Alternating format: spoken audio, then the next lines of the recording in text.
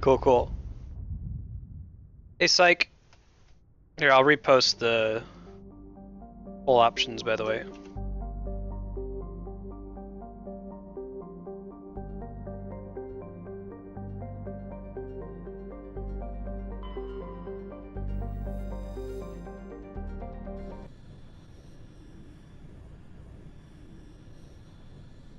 Virmire has one of my favorite conversation sequences in this entire game series, which is an equally good reason to do it right now so we can see it right away, or to save it and savor it for later. So I would be happy either way.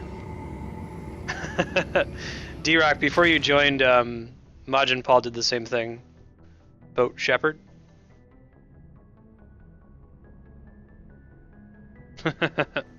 Exactly.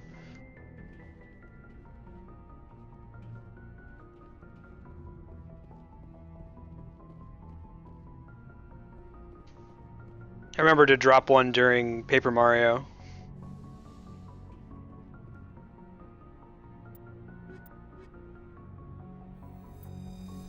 Magneto. Equalizing interior pressure with exterior Here, I'm going to atmosphere. redisplay the Logged. The vote in progress. One officer sec. is ashore. Exo Presley It's vote 1 for Novaria, the Ice World research base. Vote 2 for Vermire, Saren's base. Big bad we're chasing.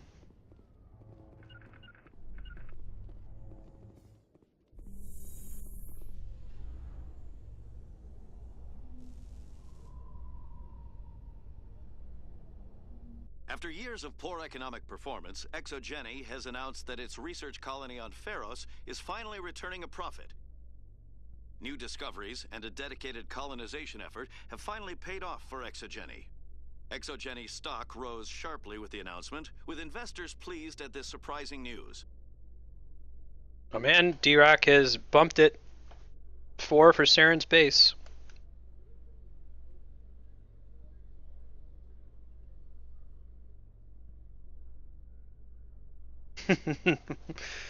Vote nothing but a miserable pile of secrets.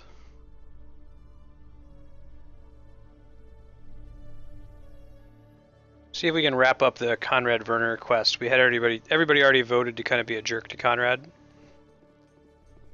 I don't think we want to go to the Presidium. I'm trying to think if there are any other quests that are there. I don't think there are. I'm surprised that you're willing to kill your own, Rex.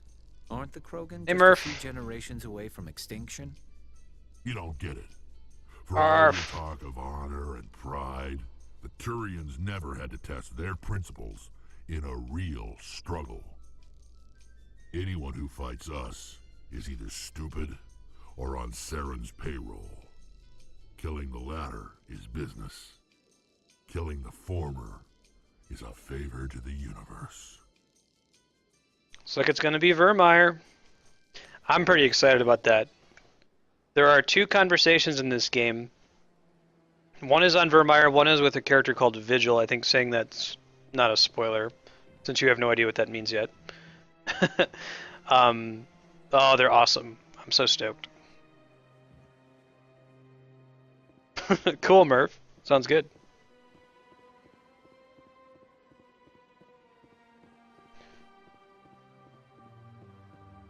There's Kirahi, but he's in the council chambers, so I'm gonna see if I can find a teleport there. Talk to Kirahi, tell him about his men being dead.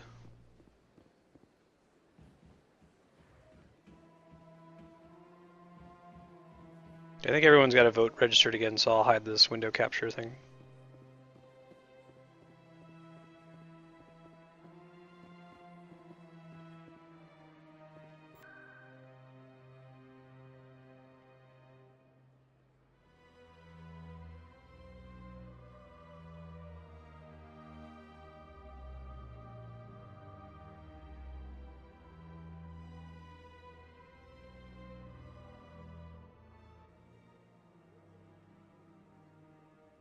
You did. I think 2's gonna take it. That's what's winning right now. Who's this dude? I really appreciate what you Oh, right, this guy who asked us to go find stuff for him.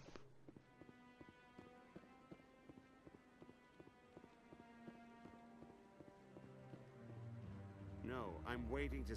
Commander, any word on my missing men? I'm not sure how to tell you this, Admiral. Your men were killed by a thresher maw. A thresher maw? That's not... My men wouldn't just stumble into a thresher nest. Not the entire unit. Somebody lured them there with an Alliance distress beacon. Placed it perfectly so they'd land right beside the thresher nest. Damn it. I had a bad feeling about this ever since my team disappeared. An Alliance beacon used as bait, my unit wiped out, and nobody seems to know anything about it. Commander, I appreciate what you did. Now I need to do my part. The families of those Marines deserve to know why they died. Anything you need from me? Not right now, Shepard, but I'll let you know as soon as I find something out. Thanks, Cahoax. Alright, let's head down to the wards. I think we're going to get our last conversation with Conrad Verner. Like I said, we voted to kind of be a dick to Conrad. Which might be for his own good. Conrad's kind of a creeper.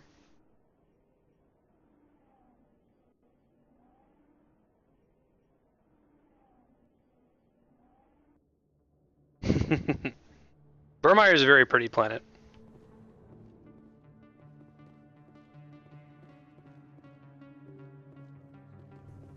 Oh! In a way, I am, Carmen. Commander, I wasn't expecting to see you again. Remember, this is the guy who wanted us to scan the Keepers, and he has a Volus buddy who said that he was trying to kill him. You can start by telling me the truth, Shorban. I'm not sure what you're referring to. My experiments are... We're not buying it. Jalid told us you've been after him.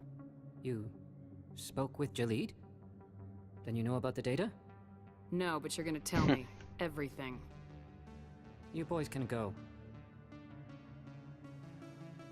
Looks like my plans have changed. It's not as bad as you think, Commander. Jalid and I just got a little over Hey, our Coverfang. heads. Keep talking. The company we work for developed an experimental procedure for use in medical scanners. Jalid and I saw even more potential, so we stole the plans and secretly developed a tool to scan the Keepers. Can you imagine? A tool that can actually get readings from the Keepers? What's so special about that? The Keepers are almost impossible to scan, and you can't capture them or get samples. They just self-destruct. After centuries here, we still don't know anything about them. Don't you see? We were the first to scan them, ever. You've seen it yourself, Commander. You know we can do it. Why are you trying to kill your partner? I'm not trying to kill him. Jalid's job was to disseminate our initial findings. But he decided to keep the data for himself. Maybe to sell it. Look how the I don't know. renegade just So you're just sigh. trying to get back what Jalid already stole. We lost our heads. We just couldn't let an opportunity like this pass us by. Commander, if you'll just continue gathering data for me, imagine what we might learn. And you'll stand to make a bit of a profit yourself, remember? I'm not breaking regulations for you or your research. Return what you stole or I'll have you arrested. All right. You don't need to ask twice. Well then, no more scanning. I promise. Of course, Jalid still has the initial data, and I doubt he's planning to return it. I'll deal with Jalid. So long, Commander. So I think that might remove... We get a message in Mass Effect 2 from Shorban, depending on how we handle that. So I think it's going to change a little bit. Here we go. Here's the end of Conrad Verner. Stream has already voted to treat him renegade. I've got an idea, and I wanted to run it by you. Why the hell would I care about this, Conrad? I've been nice, but you're wasting my time. So that's how it is? The rest of us should just let you reap the fame and glory? Well, you're not the only one who can stand up for humanity. I'll show you. Oh, shit, I think I screwed that up. Hold on one sec. Let me see what my most recent autosave was. Okay, we're gonna load. It's really easy to screw up Conrad. I've mentioned this before that the Conrad flag is bugged. When you talk to him, It doesn't matter what you tell him because the game in Mass Effect 1 erroneously flags you both as having Paragoned and Renegaded him. So when that happens in Mass Effect 2, it only ever plays the Renegade option. So we're going to Renegade him, we just have to do it correctly. I'll talk to Shorben here, I'll just Commander. skip through it since we know what we're doing. You boys can go. It's not a... Can you imagine? You've seen it yourself. And you'll stand to... Let's take a look at Paragon right now. We're still doing pretty well, getting close to the 75% mark. Dank swag. The dankest of swag. I've got an idea, and I wanted to run it by you. What's on your mind? With so many human colonies being attacked, I'm not sure that one Spectre is enough. What if you signed me on as another Spectre? Conrad, I haven't been shot in the head nearly enough times to make that seem like a good idea.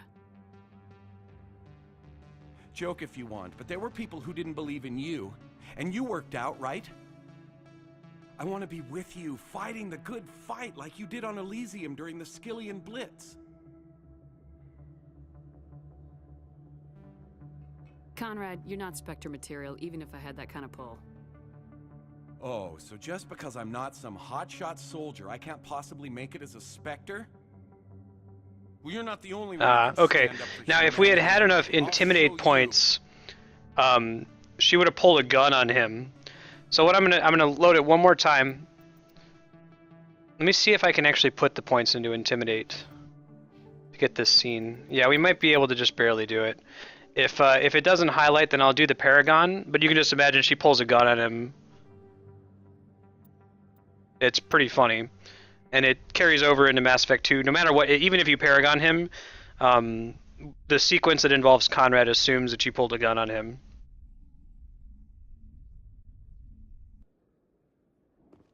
Let me see if I can dump those 2 points here into Intimidate. They're going to be a waste otherwise, but it's okay. We can quickly skip this Shorben conversation.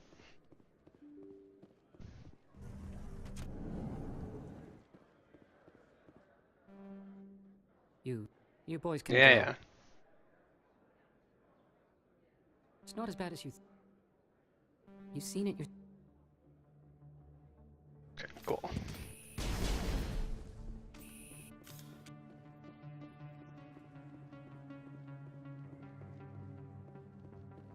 Let's see if it'll work now with just a few points in Intimidate. I've got an idea, and what if you signed... Conrad? There we go. Be with you, fighting the good fight like you did on Elysium during the Skillian Blitz. This is what the Blitz felt like, Conrad. You like it? What? No, please. Please don't hurt me. Why are you doing this? This is how a gun in your face feels. It happens to me every day. You can't handle this. I thought you were a hero. Heroes don't do things like this. I wish I'd never met you. Alright, we got a level up for that. There you go.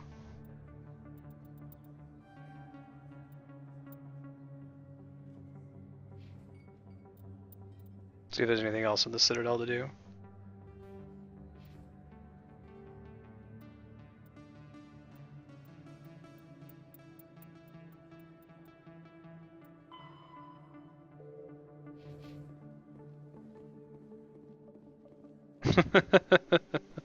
Conrad.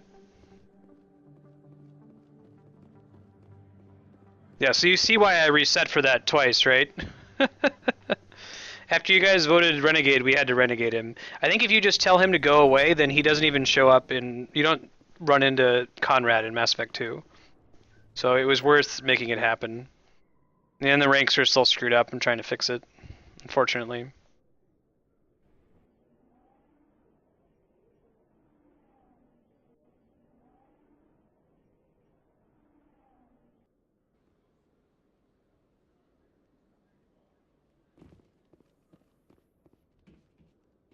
We punched the reporter, which is pretty funny. I think that's right, Kami. You hear like a news report about it. You have to either Paragon him or pull the gun on him. As long as you pick one of those two options, then it does the Renegade thing in Mass Effect 2. I don't know if anyone's done like a fan patch to fix the flagging thing. I don't know if there's any way to do it since the problem is on the Mass Effect 1 side.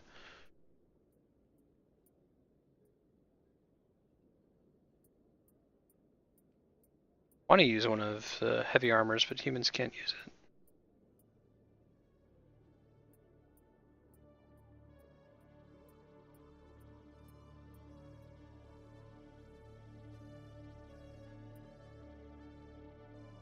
Barbie Shepherd. That's by no means an upgrade.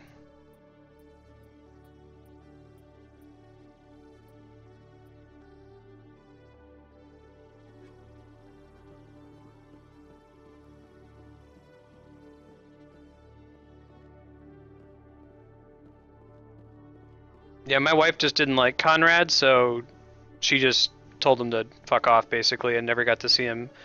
Which is too bad, because the Conrad stuff in Mass Effect 2 is amazing. It's so cool. It's really cool in Mass Effect 3 as well.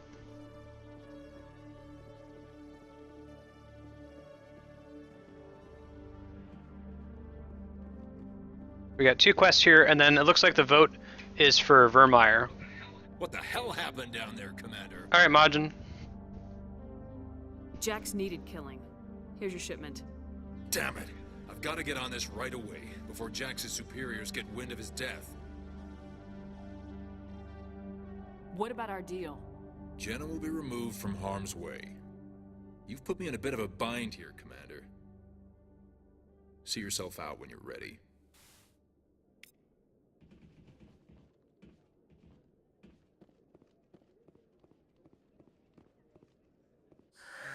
Hello again. Did you have any luck finding Shorban? I found out you've been lying to me, Jaleed. Lying? Why would I lie to you? You forgot to mention the data about the Keeper. He told you? Of course you didn't. I didn't mean for any of this to happen. I was afraid Shorban would kill me to get the data, so well, I was hoping you'd take care of him. Right, mine for I can't fish. let this continue any further. I'm reporting what you did. But I can't. What will happen to the data when I'm gone? Who will carry on our research? Too late, Volus.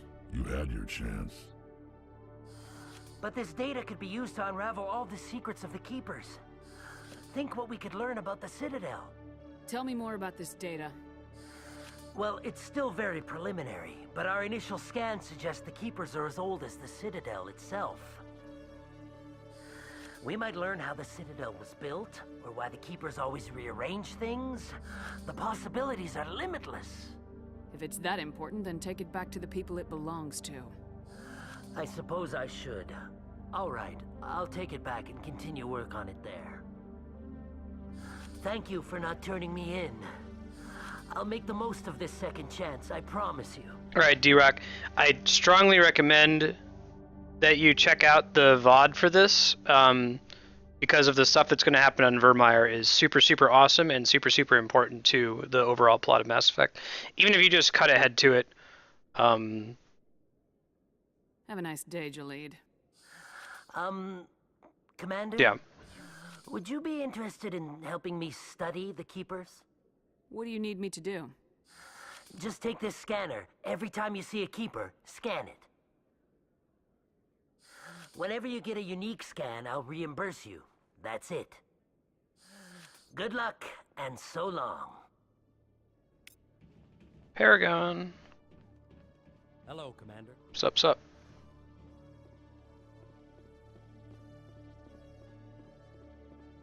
Cool, man. Thanks for hanging out. Good to see you again. Have a rad weekend.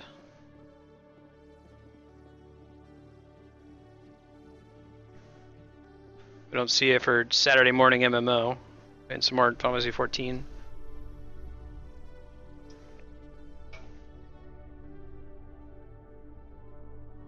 Presidium technicians are struggling to understand why a computer system catastrophically overloaded. What was the issue, Majin? Technicians are reportedly unsure of what caused the malfunction, or even what the system was originally designed to do. CSEC is investigating the possible vandalism or misuse of public property.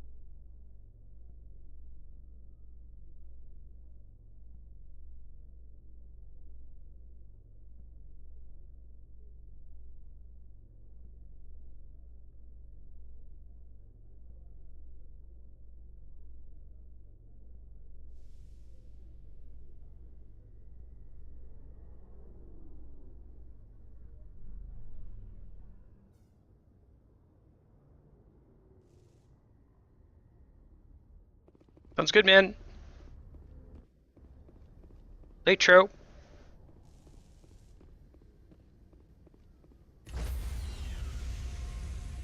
Alright, Virmire time. Let me Stand by, Shorbin. close the poll. I don't think anyone Contamination in has progress. joined that hasn't had a chance to vote.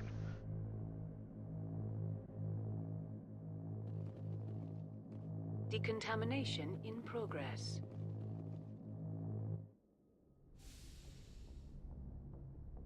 Logged. The commanding officer is aboard. XO Presley stands relieved.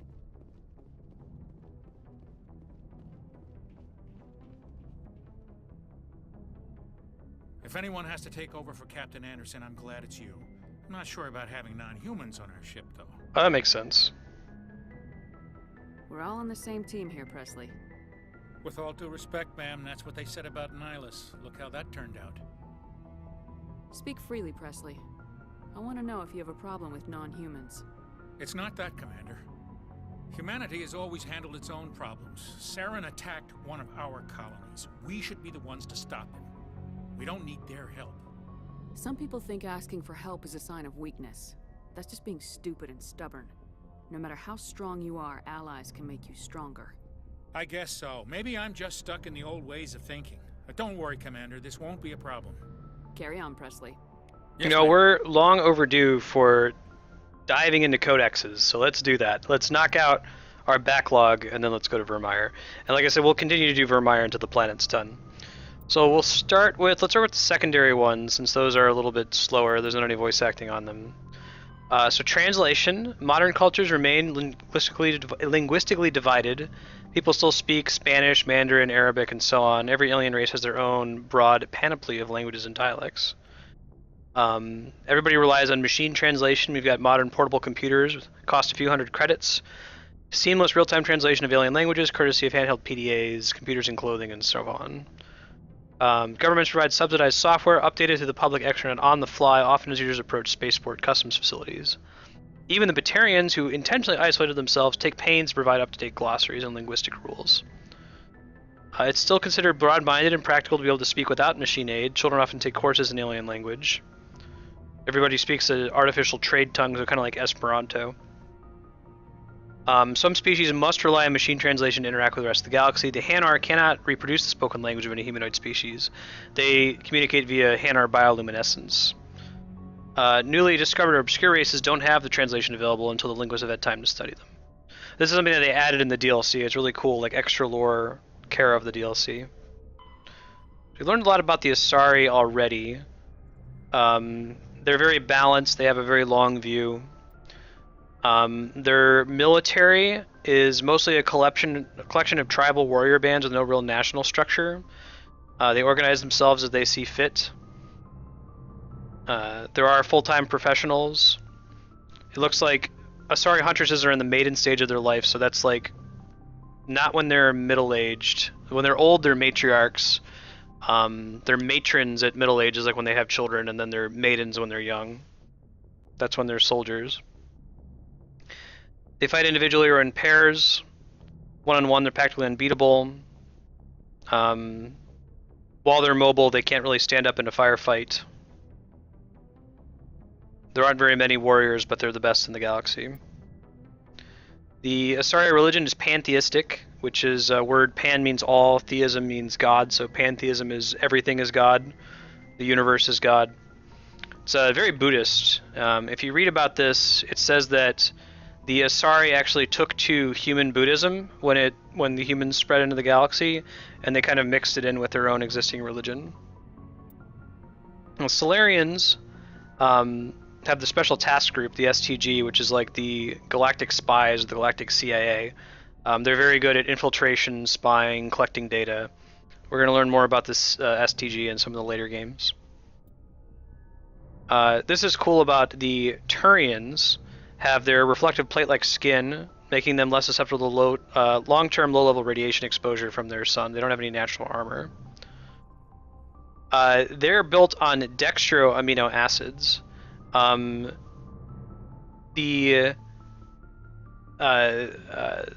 Humans, every other race except for the Turians and the Quarians are not dextroamino based.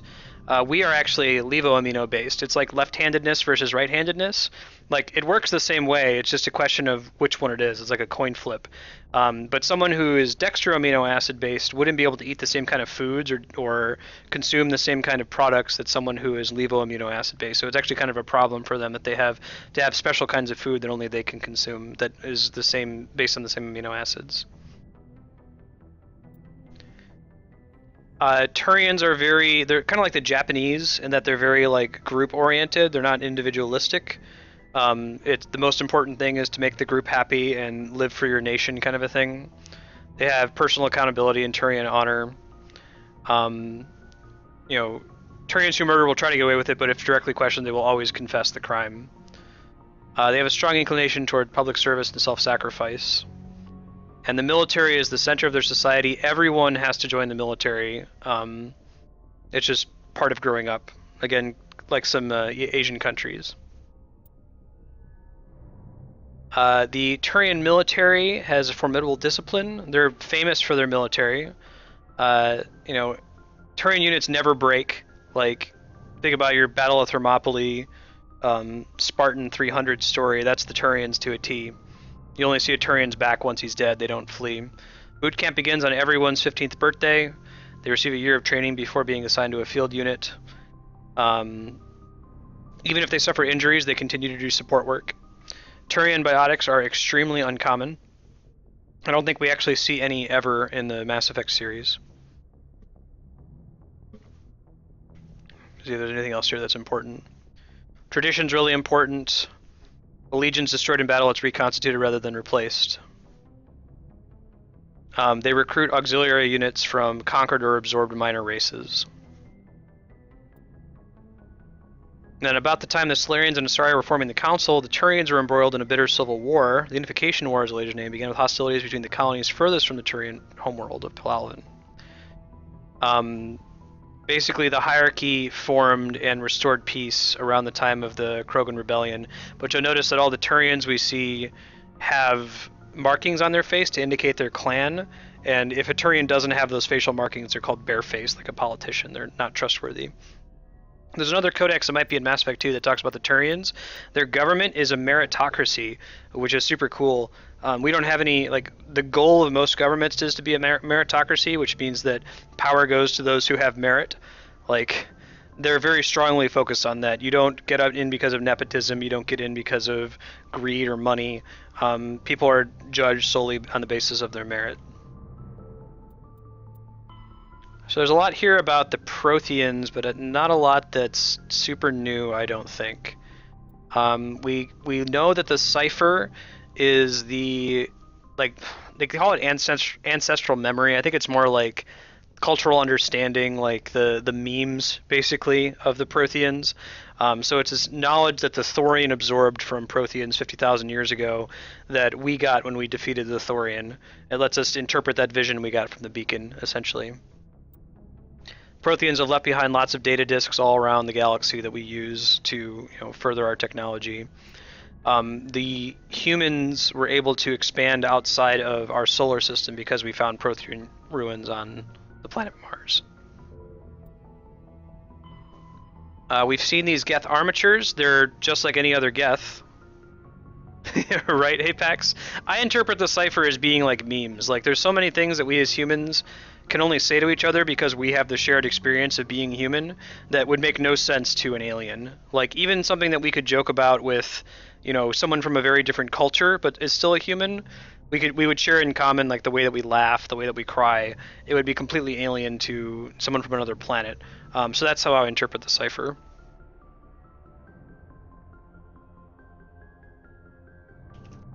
I have not played Adventure Capitalist.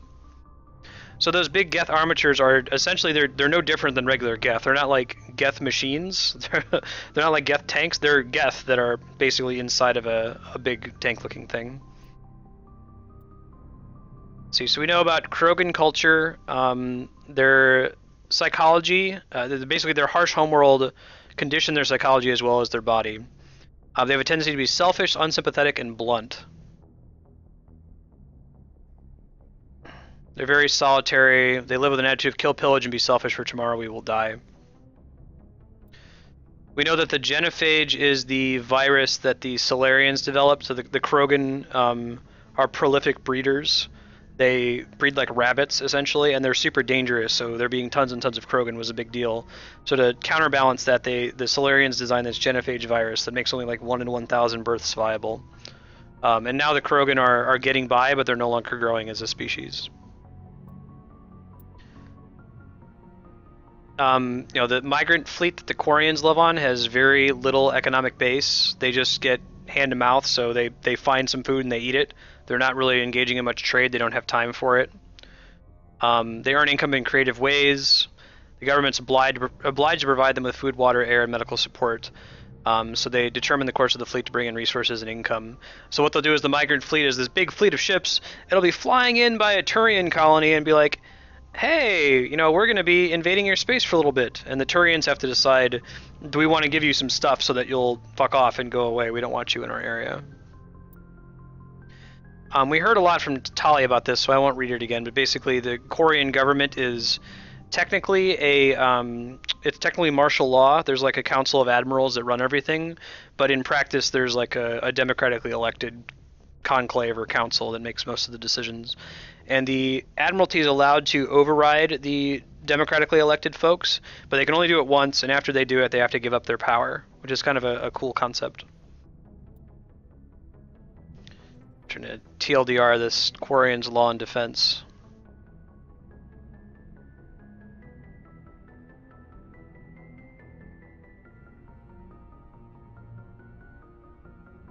Captains are basically king on their own ships for the most part.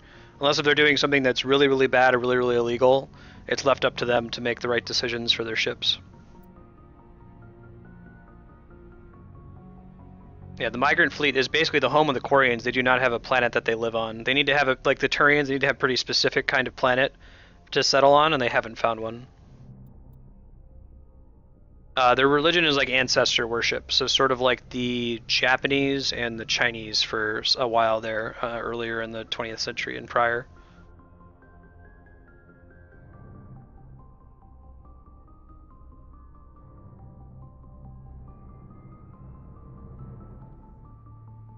Yeah, I think that's about all you need to know about their religion. So, genetic engineering is super common. We know this from that couple that was looking to get gene therapy. We advise that they go ahead and get the therapy. So they do a lot of like routine stuff to like change your hair color, change your eye color. It's almost always done in utero. So a lot of people are, you know, most genetic diseases have been wiped out by this time, with the exception of jokers like Vrolik's disease, his brittle bone disease. The Alliance is a peaceful trade partner of the Turians. There is still simmering antagonism and bigotry between both populations over the First Contact War. So what's an Earth comparison with that? Maybe like America and Japan after World War II, where we were still trading, but people who were still remembering World War II were kind of racist against the Japanese, and the Japanese were still, you know, seething over Hiroshima and Nagasaki. So it's probably like that. Like, we're still peaceful trade partners officially, but there's a lot of people who harbor resentment. Very good relations with the Asari, although they think the matriarchs are too aristocratic and overcautious. They don't trust the Solarian, but they're basically natural allies. The Solarians are probably the closest alien race to the humans because they have a very short lifespan, so they get a lot of stuff done in their lives. The humans tend to treat the Krogan as criminals. You got it, Machin. Alliance doesn't really formally contact the Quarians, and are rivals with the Batarians. So we met the Batarians on that Bring Down the Sky DLC where they were crashing the asteroid into the planet. We're going to see a lot more Batarians in Mass Effect 2, but almost all of the intergalactic conflict, or interspace conflict that we've had in the history leading up to Mass Effect is between humans and Batarians who are vying for the same space. Let's see. The Systems Alliance does a lot of mining and geological surveying of planets, mostly for helium-3 and other important elements and metals used for the technology that exists in the Mass Effect universe. Also EZO, or Element Zero, which is the unobtainium magic stuff that makes Mass Effect work. This is a cool article. So, FTL drive, the faster than light. New space travelers ask, what does it look like outside a ship moving at faster than light speed? Part of the answer can be seen in a simple pane of glass. Light travels slower through glass than it does through open air. Light also moves slower in conventional space than it does in a high-speed Mass Effect field. This causes refraction. Any light entering at an angle is bent and separated into a spectrum. Objects outside the ship will appear refracted. The greater the difference between the objective exterior and subjective interior speeds of light, the greater the refraction. As the subjective speed of light is raised within the field, objects outside will appear to redshift, eventually becoming visible only to radio telescope antenna. So this is, they make this point earlier, it's kind of a lampshade hang. Mass Effect lets you travel faster than the speed of light, but if you were to do that, you'd have the twin paradox, the aging problem, where if you've seen Planet of the Apes, like the basic plot of that movie is they travel faster than the speed of light, or close to the speed of light, for a really long time, and they come back and the Earth has aged much longer than the astronauts on the ship have. This game gets around it by saying that, oh well, Mass Effect creates a subjective speed of light. It like actually changes the speed of light in the field, so it avoids the time dilation problem. It's you kind of have to accept the buy in order to enjoy the game. It wouldn't be fun if every time you went to the Citadel, everyone who was on the Citadel aged by 20,000 years, but that's fine. Anyway, high energy electromagnetic sources normally hidden into the eye become visible in the high blue spectrum, which is really neat. As the speed of light continues to be raised, X-ray, gamma ray, and eventually cosmic ray sources become visible. Stars will be replaced by pulsars, the accretion disks of black holes, quasars, and gamma ray bursts. To an outside observer, a ship within a Mass Effect drive envelope appears blue shifted. Within a field that would travel at twice the speed of light, any radiation emits as twice the energy as normal, and so on. Ships moving at FTL speed are visible at great distances, though their signature will only propagate at the speed of light. This is pretty important. It comes up a little bit in Mass Effect 2 and 3, but basically, without reading this whole thing, there is a limit to how much you can travel at conventional FTL. As you're doing it, you build electric charge in your ship, and if it builds for too long, it'll eventually fry all the systems and cook the hull. So they have to discharge their drives on either rocky worlds, or really popular is to go into gas giants and discharge the excess charge after flying for a while. Heat limits the length and intensity of ship-to-ship combat. Starships generate enormous heat when they fire high-energy weapons, perform maneuvering burns, and run onboard combat electronics. In combat, the warships produce heat more quickly than they can disperse it. As heat builds within a vessel, the crewed spaces become increasingly uncomfortable. Before it reaches lethal levels, a ship must win or retreat. So fights in this are pretty fast. It's not like Star Wars where they're shooting at each other for a really long time. Like, it might be the space of 30 minutes to an hour. Crew considerations, cabins give each individual 10 cubic meters of space, which isn't a lot. Asari preferred shared spaces even on large vessels. Krogan make it impossible for them to cohabitate even on small ships, except for Rex, because he's cool. Hot bunking is the norm, so crew members on different watches share the same bunk. Nothing else in here that's super important. That's everything for... Oh, heat management. Dispersal of heat generated by onboard systems is a critical issue for a ship. If it cannot deal with the heat, the crew may be cooked within the hull. This is especially true for the stealth system on the Normandy. They mentioned this a couple times, but the way the stealth works is it just makes it so it's almost invisible to like infrared detection, since that's what most people use. They make the point that if anyone looked out a window, they could see the ship clear as day, but nobody has windows. Like, why would you have a window on a ship? What point does that have when you can just use sensors that are more effective? But the way that it works to make itself almost invisible in infrared is it like vents all of the heat from the outside into the ship, and the longer that it does that, it'll eventually cook the people inside the hull and kill them. So if you're going to be using the stealth systems in the Normandy, you have to be very, very careful. We've seen some combat drones flying around. They're quite a bit more important in Mass Effect 2, but it's just like kind of the drones that we're used to in modern times today, although, of course, significantly more advanced. The ship's General Area Defense Integration Anti-Spacecraft Network, or Guardian, consists of anti-missile, anti-fighter laser turrets on the exterior hull. They're under computer control. All the gunnery control officer has to do is turn the system on and designate targets as hostile. So you see in like Star Trek, everybody's taking time to like pick their targets. It doesn't really happen in Mass Effect. You just say whether a target's hostile or not, and then the computer does all the work for you. This is interesting. Since lasers move at light speed, they cannot be dodged by anything moving at non-relativistic speeds. Unless the beam is aimed poorly, it will always hit its target. In the early stages of battle, the Guardian file is 100% accurate. It is not 100% lethal, but it doesn't have to be. Damaged fighters must break off for repairs. Lasers are limited by diffraction. The beam spreads out, decreasing the energy density the weapons can place on a target. So you kind of have to be close in order for the Guardian laser to work. This is part of, so I don't know if Leon Foucault is in chat, but he was mentioning, hey, why is it that humans are the first one to come up with this fighter idea? Like, the other races didn't really use fighters. They didn't have a way to get them around, but humans had this idea of, hey, let's build these big carriers that just have a shitload of single pilot fighters on them. And part of the reason for that is mentioned here that, like, because the lasers are guaranteed to hit, the Guardian lasers on the enemy ship are guaranteed to hit. If you send in a swarm of like 50 fighters, a good chunk of them are just guaranteed to be killed. So whenever you're using fighters, they can be very effective, but you're basically sending in a vanguard like you would in a classical like medieval battle of people who are just giving up their lives for the fight. People who are biotics have to have amps installed in their brain in order to better control it. Otherwise, the best thing they can do is maybe like lift a paperclip. Biotics have to eat a lot. They have to eat way more calories than other people. The energy has to come from somewhere, right? We've read about this one already a little bit. This is talking about like the extranet. There's communication is still only at the speed of light, right? So they have these like little mini convoy mass relays near the actual mass relays that transmit data at faster than light speeds when they need to.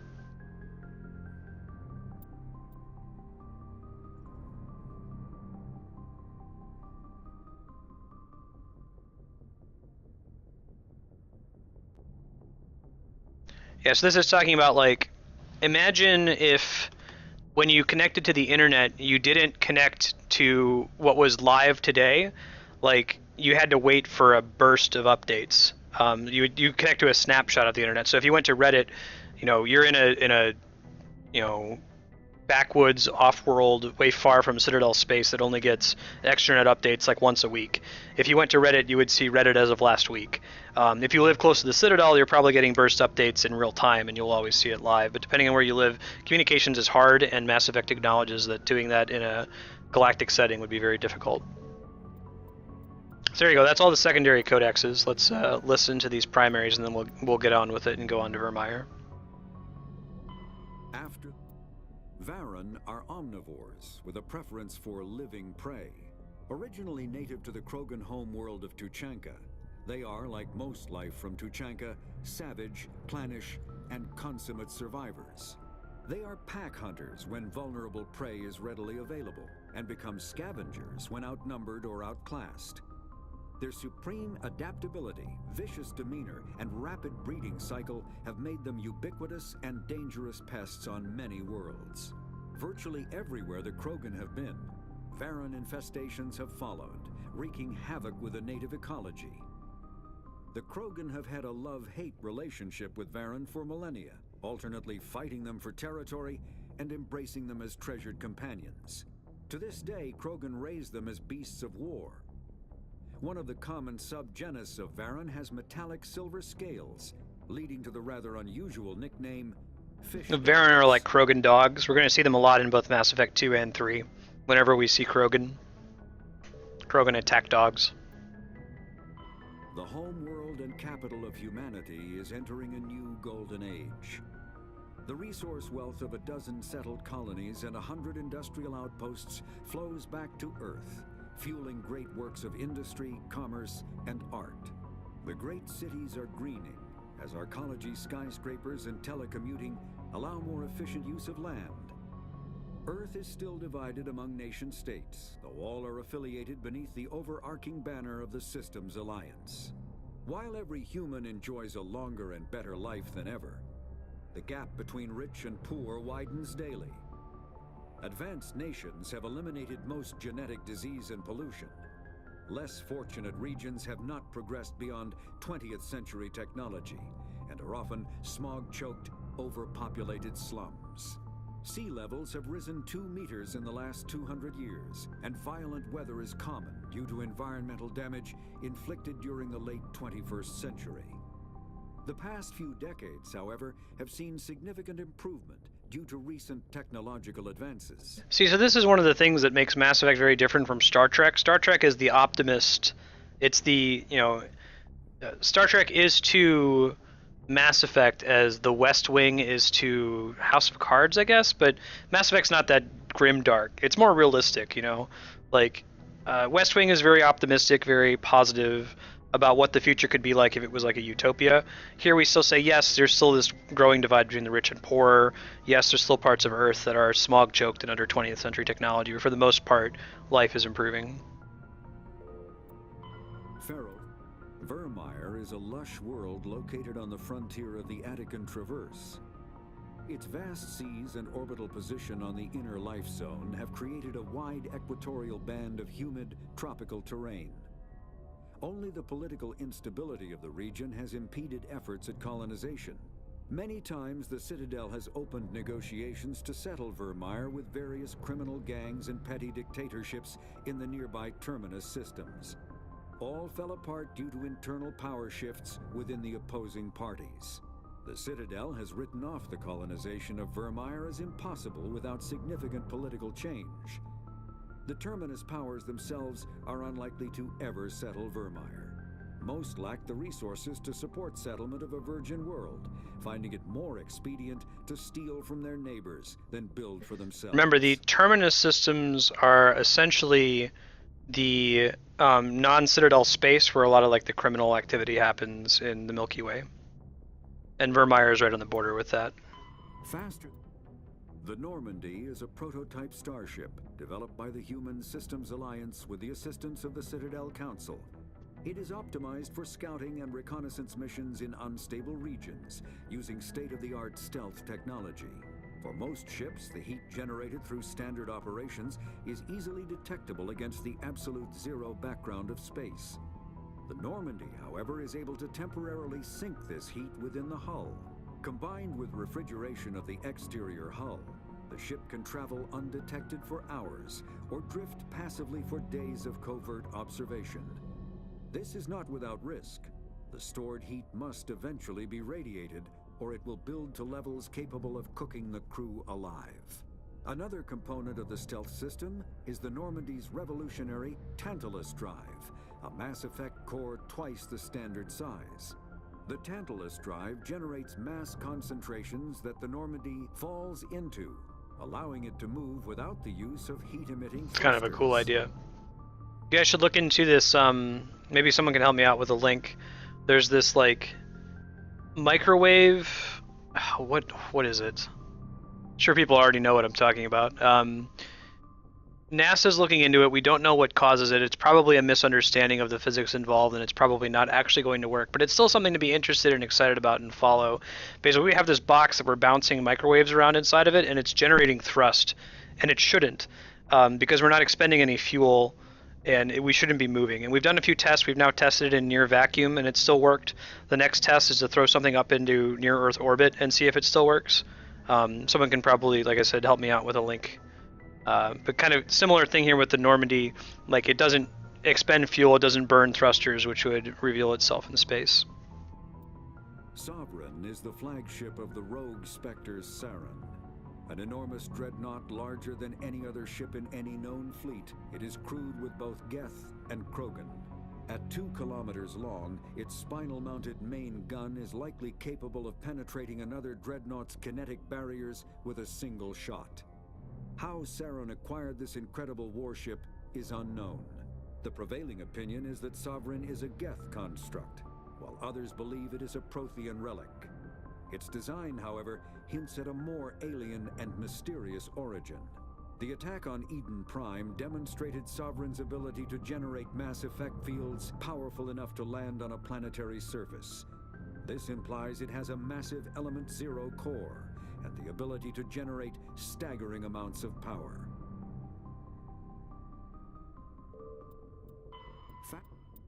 Ship mobility dominates space combat. The primary objective is to align the mass accelerator along the bow with the opposing vessel's broadside. Battles typically play out as artillery duels, fought at ranges measured in thousands of kilometers, though assaults through defended mass relays often occur at knife fight ranges, as close as a few dozen kilometers. Most ship-to-ship engagements are skirmishes between patrol vessels of cruiser weight and below, with dreadnoughts and carriers only deployed in full-scale fleet actions. Battles in open space are short and often inconclusive, as the weaker opponent typically disengages. Once a ship enters FTL flight, the combat is effectively over. There are no sensors capable of tracking them or weapons capable of damaging them. The only way to guarantee an enemy will stand and fight is to attack a location they have a vested interest in, such as a settled world or a strategically important mass. This is a cool idea. We kind of saw this in the secondary codex entries too. So TLDR, when there are space battles, they tend to occur at like knife fight range. It's not across a really long distance, because you can just go into FTL, and as soon as you're in FTL, you're no longer detectable by common sensors. So fights will be fast, quick, close together, and then as soon as you pop into FTL, you're gone and safe. The only way you can get people to stand and fight is like attack their home world, essentially, or attack an important resource. Combat Medigel is a common medicinal salve used by paramedics, EMTs, and military personnel. It combines several useful applications: a local anesthetic, disinfectant, and clotting agent all in one. Once applied, the gel is designed to grip tight to flesh until subjected to a frequency of ultrasound. It is sealable against liquids, most notably blood, as well as contaminants and gases. The gel is a genetically engineered bioplasm created by the CERTA Foundation, a medical technology megacorp based on Earth. Technically, Medigel violates Council laws against genetic engineering, but to date, it has proved far too useful to ban. This is pretty cool. There's actually been recent progress toward developing something like Medigel on Earth as well, in the real world.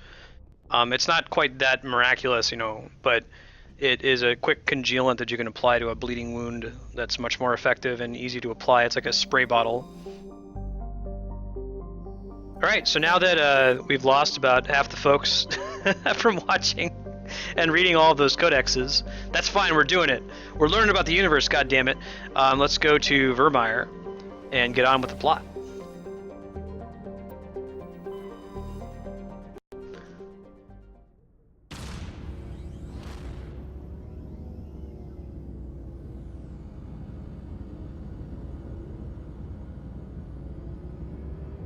I just love immersing myself in this game universe. It's such a cool place to be.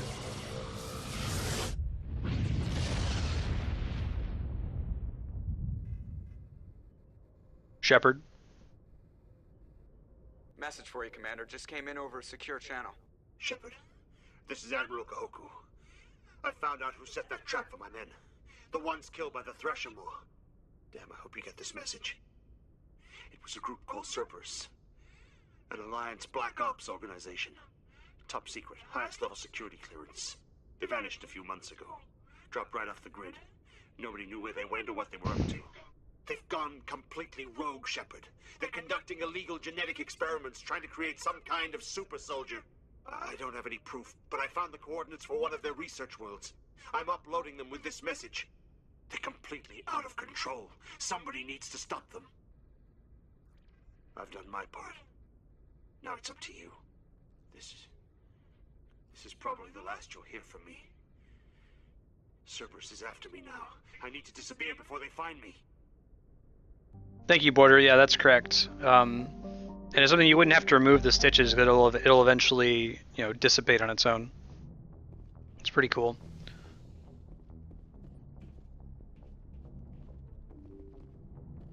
I'm gonna run downstairs and talk to Garrison Rex since we finished their side quests, and then we'll jump down to the planet.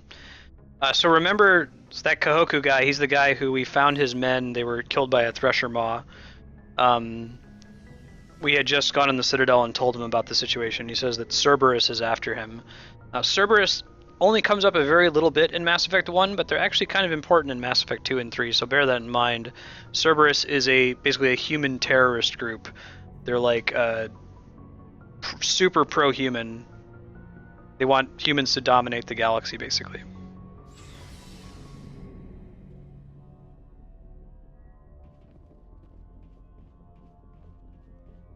Shepard. So That's not what I want to hear. Shepard. So long, Rex. Shepard. So long, Rex. Shepard. We already got our Shepard Rex. Shepard. So you'd rather be a merc than help your people? I'm a fighter. It's what I do. Aren't you at all worried about what will happen to the Krogan? What the hell do you want me to do about it, Shepard? I'm tired of sticking my ass on the line and getting nothing for it. So you're just giving up on your people? I gave up on fighting for a lost cause. I'm not like you, Shepard. I'm no hero. Bottom line, killing for credits simplifies. Oh, that's really cool, Majin. You ever think about helping your people? I try not to. But there's a lot of Krogan mercs out there. I'm always running into them. Half the time I'm being paid to kill them. But that's just part of the job. You don't get to pick who your enemies are. How long have you been a merc? Long enough. I took my first contract right after I left my home system. It's good work if it doesn't kill you. I get the feeling you enjoy your work. Sure. You get to see the galaxy on someone else's credits, and most days end with a good fight. I've tried more organized fighting, private armies and such, but it gets too messy. I fight best on my own, or in very small groups. I don't like people relying on me, and I bloody well don't like relying on them. So long, Rex. Rex, Shepard. Commander? Do you have a few minutes to talk? One-on-one? I'm off duty until tomorrow. I was gonna have a small drink. Bit of a celebration. If you're interested. What's the occasion? It's Armistice Day, when the First Contact War ended. My family always marks it. Since I'm the only Williams aboard, I thought I'd ask you. Seems like an odd thing to celebrate. That was 26 years ago. In our family, it's not really a celebration, more like an obligation. Don't tell me you don't know about my family. My commanders always find out. It's not in my files or something? Are you playing games with me? I don't always play We had games. agreed to be renegade to I'm Ashley, Williams' granddaughter, and ambivalent to commander of Caden. the Shanxi garrison in the war. The only human ever to surrender to an alien race. Don't tell me you're blamed for that. Not formally. Dad got passed for promotion over and over. And I think my record merits more than garrison duty in a backwater agri-colony. Takes a special kind of thick-headed to march into a job where your family's blacklisted. I did it anyway. I'm not gonna let our name go down with Arnold and Quisling. Granddad deserved better than that. I know, I think that surrendering was the correct thing to do. What happened to your grandfather after the war? He was relieved of command as soon as Shanxi was liberated. They brought him back to Earth in irons, but there was never a trial. They quietly demoted him and stuck him behind a desk. He retired a year later and spent the rest of his life working construction in the colonies. Sometimes we hear about attempts to get him exonerated in some official way. Nothing ever comes of them. As I recall, your grandfather held out for a long time. The Turians wrecked the orbitals in the first wave and occupied the major cities. They sat in orbit, dropping rocks on anything that moved. Granddad dispersed the troops. But when they went into the cities for supplies, the Turians would wreck a block to eliminate one fire team. Civilians were dying, his troops were starving, and he couldn't contact Alliance High Command. So he surrendered the garrison. Is this why you're always going on about the Council? If everyone else can look at Shanxi and say, this is why humanity needs to be stronger, then so can I. I'm entitled. So now you know. Gonna kick me off the ship, Skipper? You're tough and decisive. I value those qualities. Just consider me a fire-and-forget missile. But anyway, I've got things to do before we land. I'm sure you do too. Dismissed, Chief. Ma'am?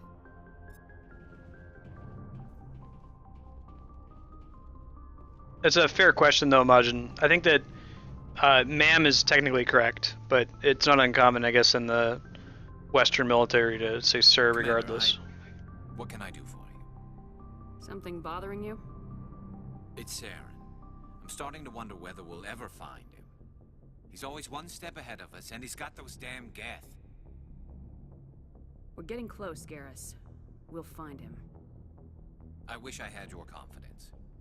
I just can't stand the thought of him getting away with everything he's done. I know you're doing everything you can, and if anyone can catch him, it's you, but if there's anything else I can do to help, anything, just tell me what you want me to do, and I'll do it. I understand your concern, but we will find him. Just make sure you're ready to go when we do. Yes, ma'am. You can count on me. Thanks for hearing me out. I appreciate it. Can I ask you something, Commander? What is it? Are you worried that the Council might be protecting Saren? I mean, they were really dragging their heels before. What if we find him, bring him back to the Citadel, and they refuse to act? I think I mentioned yesterday, Kami, that Andrew and I discussed your point on Ashley, and I think you're right. We're not being fair to her. I still don't like her for other reasons, but that's an unfair description of her. Hey, Kandera, how's it going? I get the feeling this isn't a question. Speak your mind, Garrus. Well, maybe we shouldn't give them the chance, Commander.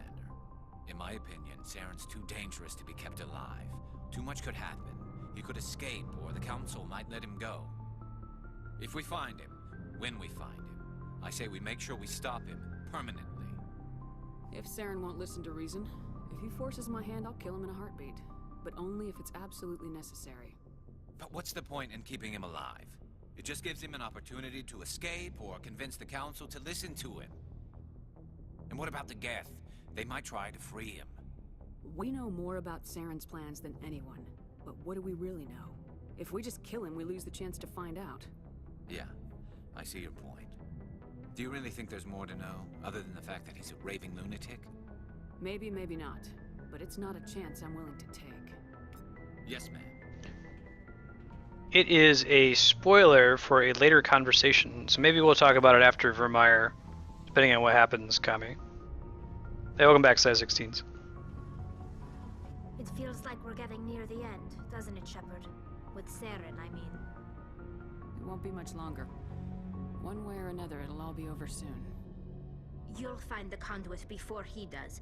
I know you will. You have to. And after this is all over, when my pilgrimage ends and I go back to my own people, I'll be proud to say I was a part of it. We couldn't have done this without you, Tali. You've been good to me. A lot of people treat Quarians like second-class citizens. They just want us to go back to our fleet and disappear. But you've treated me just like everyone else on your crew. Like an equal. That means a lot, and it says something about you. Whatever happens, I just want to say thank you for that. I'm gonna miss you when you go back to your own people, Tali. That won't happen for a while yet. I'll be right here anytime you need me.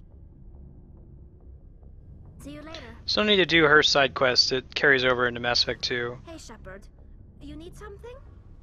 I should go. I should go. I have to go. I should go. Shepard.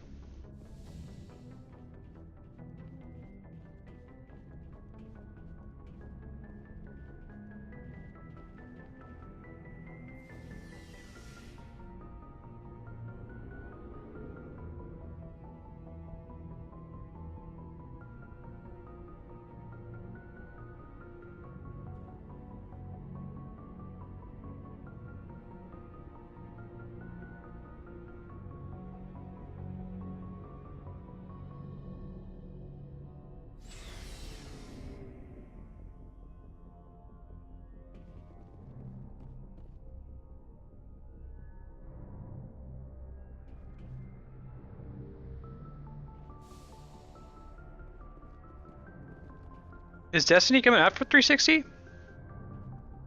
Certainly would like to check it out one day. I need to get either a PS4 or an Xbox One first.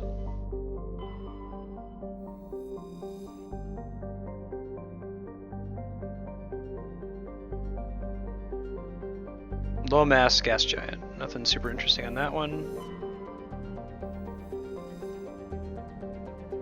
Settlement's unlikely, even though it's a nice planet because the terminus systems are nearby. Gas giant.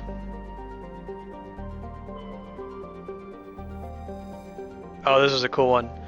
Surface is frozen and composed of magnesium silicates. In the recent past, a pirate band from the terminus system carved a message into the surface using ship-based laser weapons. In 100-meter-wide Batarian syllabic, the message proclaims military prowess and virility of one Captain Zaish. A smaller postscript alludes to the questionable parentage of all humans.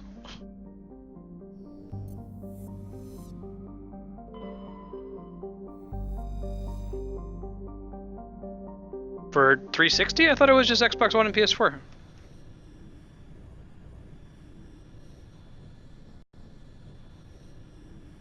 Huh.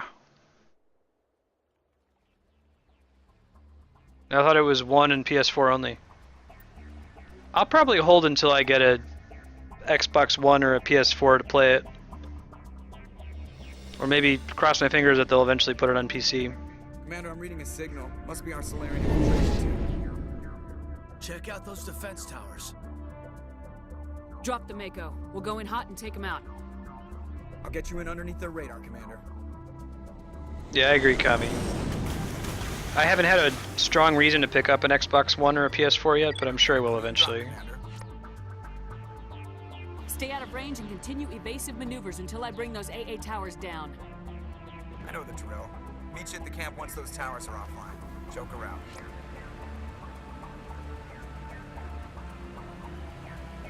Is it on PC now? Are you sure? Oh, minus PC. I got you. My bad.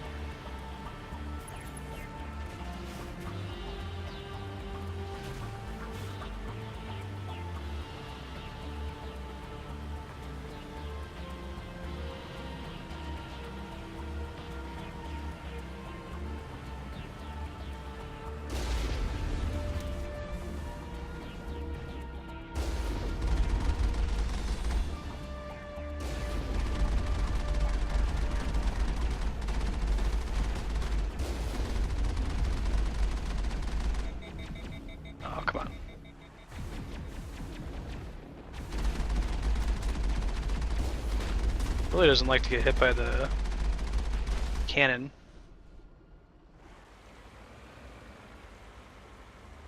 Oh, is Bloodborne a console exclusive? I guess that would inspire me.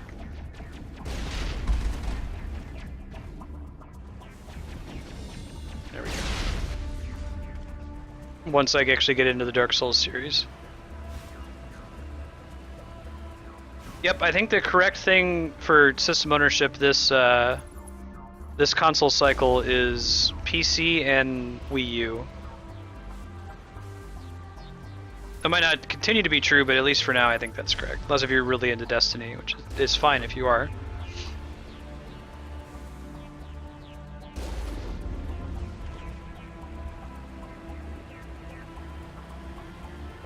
Well, the other Dark Souls games have come out for PC eventually, so I imagine the same will be true for Bloodborne, just not yet.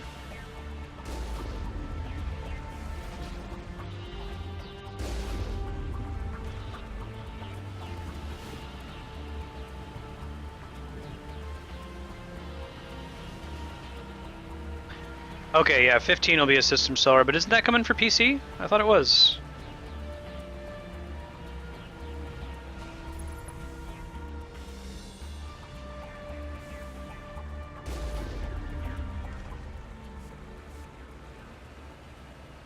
Yeah, Apex.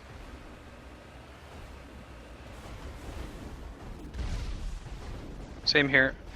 That's probably the only thing I'll use it for. Like, once I get it, then I'll go ahead and get Destiny and see what the hype is about. Destiny feels like a good game to wait until it's been out for a couple years to play. Sort of like Final Fantasy XIV. Like, I'm glad I didn't play Final Fantasy XIV at launch. It seems like I would have been unhappy with it and not wanted to come back to it. Just needs some iteration before it's a good game.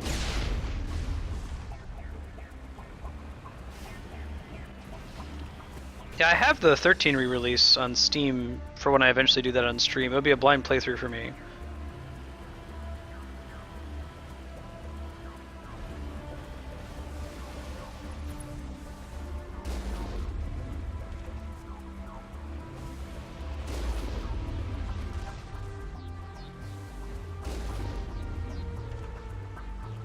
More Peter Dinklage. I mean, I'm down with that. I like Borderlands. I'd like a more serious take on Borderlands. Attempts to balance raids, all that stuff sounds pretty great.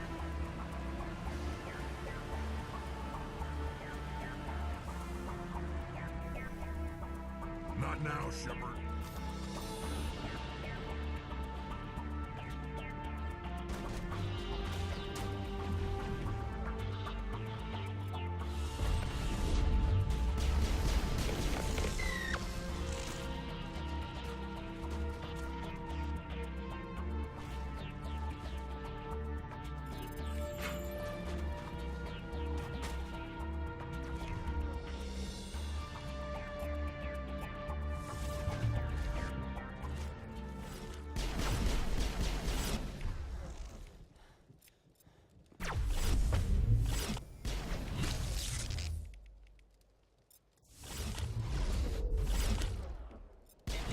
Whoops.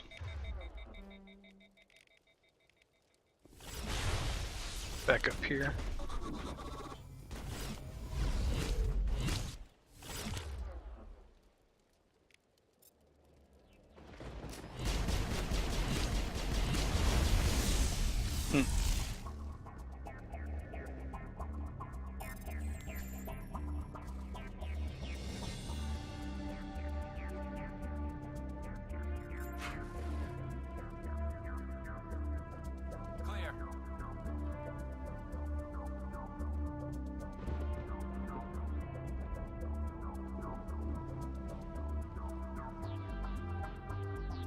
I'm very interested in next-gen raid content.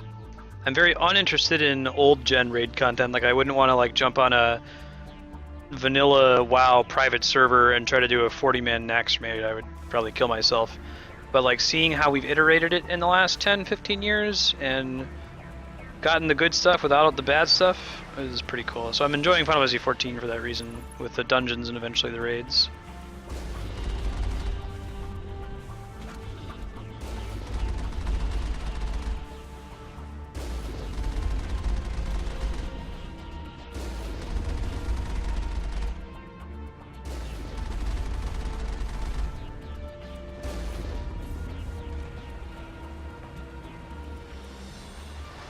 I've been a dyed-in-the-wool console gamer my whole life until this most recent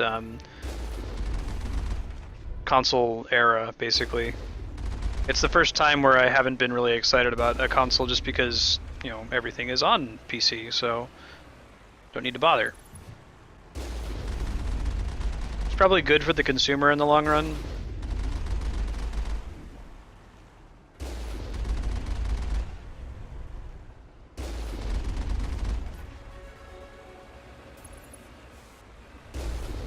Sure, it's a Moore's Law problem too. Like, for a really long time, the reason consoles were so great is that compared to a PC, they were super affordable.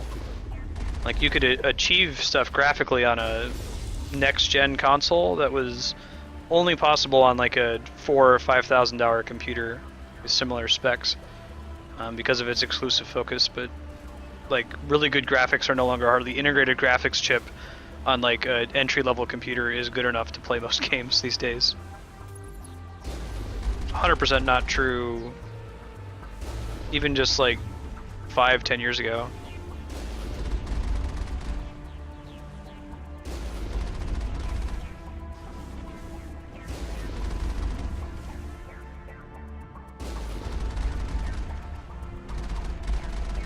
Especially as most developers are moving away from this focus on like extreme photorealism, which I think is unnecessary. I'd rather most games be stylized and have kind of a cool, unique look to them than like keep trying to perfectly emulate hair.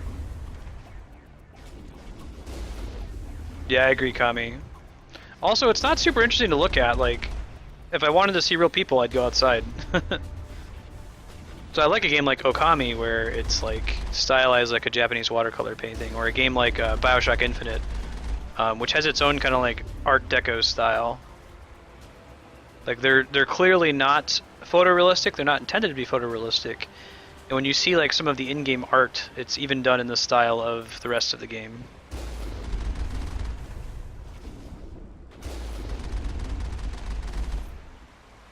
Or games like that for me. Yeah, I agree.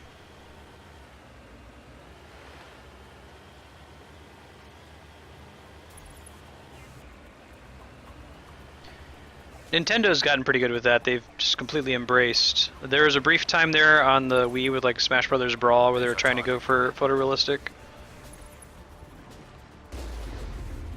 I mean, to some extent. Mario is still a cartoon character, but hey, like the realistic denim and darker browns and gray colors.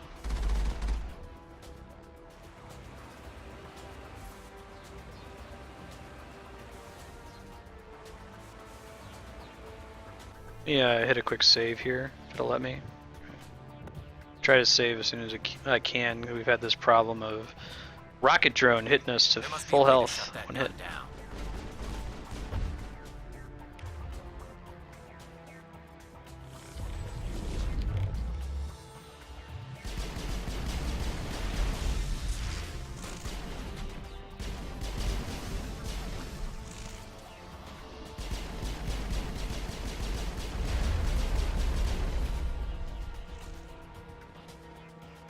We lucked out there, but that was one of those situations where we could have easily gotten one shot.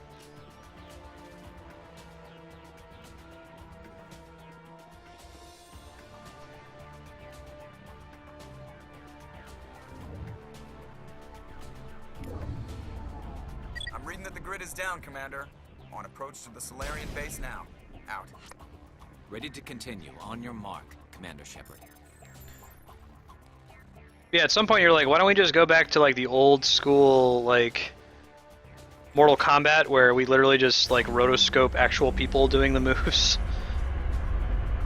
That's as realistic as you're gonna get. If you're really trying to push for photorealism, which I don't think you should.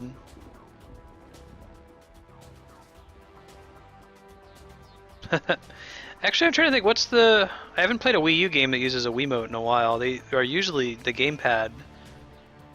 And if not the gamepad, they're the Pro Controller. Which I think is good that they've kind of moved away from that. As cool as Skyward Sword was.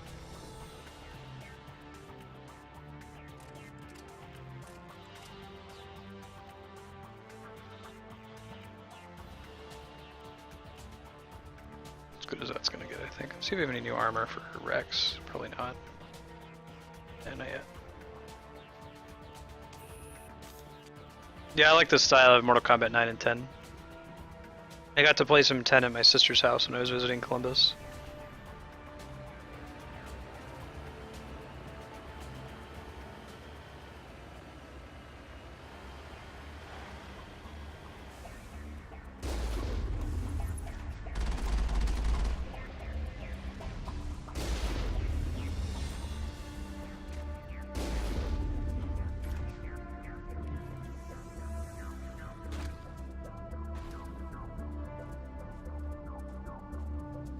Repairing my ship real quick.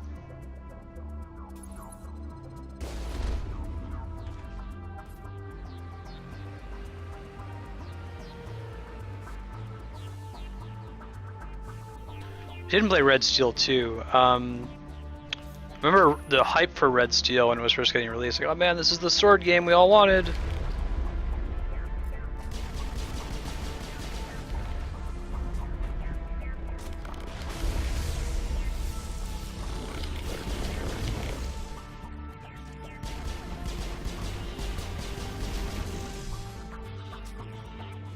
I like tasteful occasional motion control.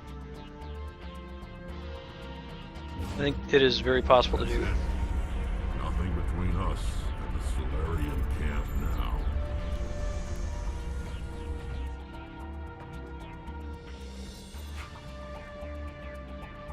Let's get moving.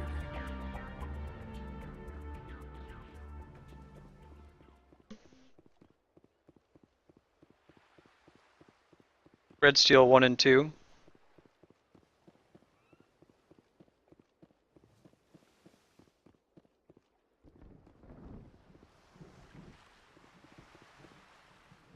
Damn.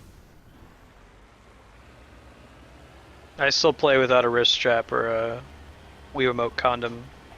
Live dangerously. That is a good analogy, Kami. That makes sense to me. Hey, scoot, give you some room. Today. Mm-hmm. You didn't mute it, right? Oh, I can No, mute it. you don't have to mute it. Okay. No. So today, Mm-hmm. it was like 4, and I was like, oh man, Normandy's I touched really down at just the want base, to leave. but it looks But like I have we're this other stuff I need to do. Solarian But you know what? No, captain I'll is just do it explaining over the it. weekend. But then I said, no. Future Andrea wants a 3-day weekend. With no work. So you're not doing anything. You're taking your Memorial Day weekend. Yeah. Starting now. Starting now. Nice. We're on Virmire, you know what that means. But don't say what it means. You don't remember what it means? The end. No! Oh. Ah! I mean, I think I know. You'll remember as we go. I think I know. I think there are 2 big things that are going to happen. So what are we Yes. supposed to do now? Stay put until we can come up with a plan. So Man, the Kiri. exoplanet guy reminded me of Solarian. Really? Are you in Especially charge Morden. here? Do you remember like the way What's he the talks? situation? And I'm has a Captain little Kiri, nasally? 3rd Infiltration Regiment STG. You and your crew have just landed in the middle of a hot zone. Every AA gun within 10 miles has been alerted to your presence. What are we supposed to do in the meantime? We stay put until the Council sends the reinforcements we requested. Hold the line! We are the reinforcements. See this What? graph, Andrea? You're all they sent? Yes. I told start the reading council to send a codexes. And then it goes down. Oh, I'm sorry. It's I okay. couldn't understand your transmission. You love the codexes. They sent me to I'm doing it investigate. anyway. That is a repetition of our task. I lost half my men investigating this place. So what have you found? Saren's base of operations. He set up a research facility here, but it's crawling with Geth and very... Whoa, that sounds awesome, Kami. That is very different from Red Steel 1. Are we doing this? We world building. Is he here? Have you seen him? No, but his Geth are everywhere, and we've intercepted some comms referring to Saren. This is his facility, there's no doubt about that. What's Saren researching? He's using the facility to breed an army of Krogan. How is that possible? Apparently, Saren has discovered a cure for the genophage. What's so important about curing this Oh, genophage? Rex really... It was the solution to the Krogan problem. We introduced the genophage to the Krogan population after the uprising, to quell their numbers. Without it, the Krogan will quickly overrun the galaxy. And these Krogan follow Saren. The Geth are bad enough, but a Krogan army. He'd be almost unstoppable. Exactly my thoughts. We must ensure that this facility and its secrets are destroyed. Destroyed? I don't think so. Our people are dying. This cure can save them.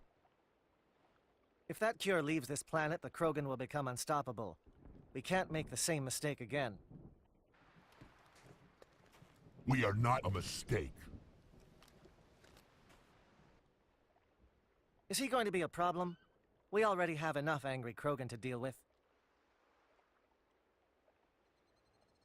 He'll be fine. I'll talk to him. I'd appreciate that, Commander.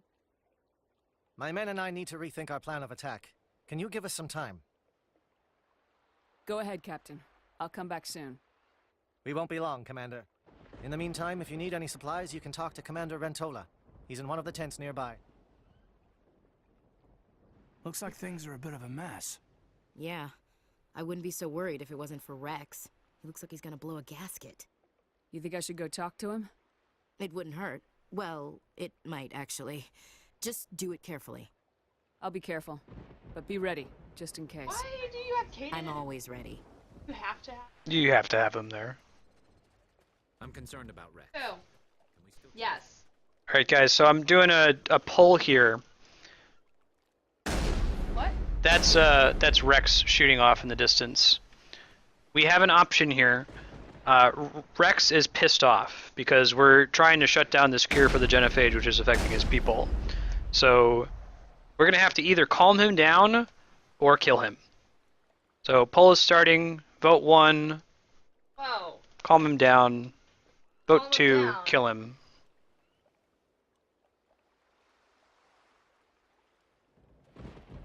The upcoming battle frightens me, but I I know Saren must be stopped. Greetings, human. Yeah, I am Tommy Commander knows what's Ventola. up. I know what's can up provide too. you with supplies for the But upcoming I'm mission. For not anything gonna else, I be a suggest you dictator speak on with this Captain one. Kirahi. Let me see what you have. What little there is. I don't know, it seems fine. Okay. If it wasn't fine, then yes, I would go vote. Let's see, is this an upgrade? It might be. It is not.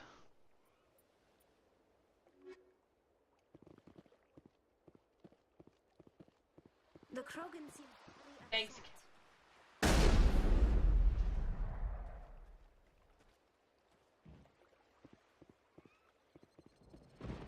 The mission will succeed. The captain.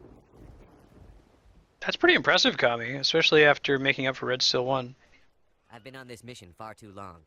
My brain won't even recognize. You have enough Paragon points.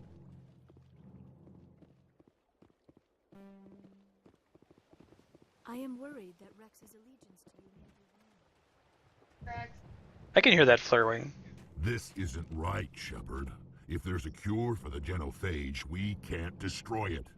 I understand you're upset, but we both know Saren's the enemy here. He's the one you should be angry with. Really? Saren created a cure for my people. You want to destroy it. Help me out here, Shepard. The lines between friend and foe are getting a little blurry from where I stand. This isn't a cure, it's a weapon, and if Saren is allowed to use it, you won't be around to reap the benefits. None of us will. That's a chance we should be willing to take. This is the fate of my entire people we're talking about. I've been loyal to you so far. Hell, you did more for me than my family ever did. But if I'm going to keep following you, I need to know we're doing it for the right reasons. So the thing he mentioned there about doing more for his family, that's because we did his little side quests. So I'm glad that people voted for side quests before Virmire. Rex, these Krogan are not your people. They're slaves of Saren, tools. Is that what you want for them? No, we were tools for the Council once. To thank us for wiping out the Rachni, they neutered us all. I doubt Saren will be as generous. All right, Shepard. You've made your point. I don't like this, but I trust you enough to follow your lead. Just one thing. When we find Saren, I want his head. You got it, Rex. Paragon 28. Yeah, so you need to have very high charm, almost max charm, if you don't do a side quest. But if you do a side quest, you just have to decide what you want to do. Hey, now we've got charm maxed out. Which will matter for the very, very end of the game. Yeah, so guys, like I was talking with Andrea about this before I even started the playthrough, and I was like, I don't know about even putting that to a vote, man. I'm worried. But we got a good chat. I mean, who's really going to kill Rex? Come on. Come on. It changes Mass Effect 2 and 3. I guess if we ever do the maximum number of deaths playthrough, we'd have to kill him. No, fuck Ashley. Kami's an Ashley apologist. Thank you But for we talked speaking about with this. the I gave program. him the props he The assault on deserved. Saren She's not a is racist. difficult enough as it is. Yeah. Just like her because she's annoying, right? I assume that means you've come up with a plan. Of sorts. We can convert our ship's drive system into a 20-kiloton ordnance. Crude, but effective. Nice. Drop that nuke from orbit, and Saren can kiss his Turian ass goodbye. Unfortunately, the facility is too well fortified for that. We'll need to place the bomb at a precise location. Where do we take the nuke? And how do we get there? The bomb must be taken to the far side of the facility. Your ship can drop it off, but we'll need to infiltrate the base, disable the AA guns, and pacify any ground forces first. You want us to go in on foot? We don't have enough men. Are you serious, Kami? Fuck that. That's not happening. We ain't doing that. It does sound a bit risky. Remind me again why I should like Ashley? No, but I think we can work around that. I'm going to divide Ash, my men into that's- 3 teams and hit the front No, of the I facility. require more control. While we've got for their my attention, you can my sneak your soldiers. shadow team in the back. Not hotheads. It's a good idea, but your people are going to get slaughtered. We're tougher than we look, Commander. but it's true. I don't expect many of us will make it out alive. And that makes what I'm going to ask even more difficult. I need one of your men to accompany me, to help coordinate the teams. Give him Ashley. We'll need someone who knows Alliance communication protocols. I volunteer, Commander. Not so fast, LT. Commander Shepard will need you to arm the nuke. I'll go with the Solarians. With all due respect, Gunnery Chief, it's not your place to decide.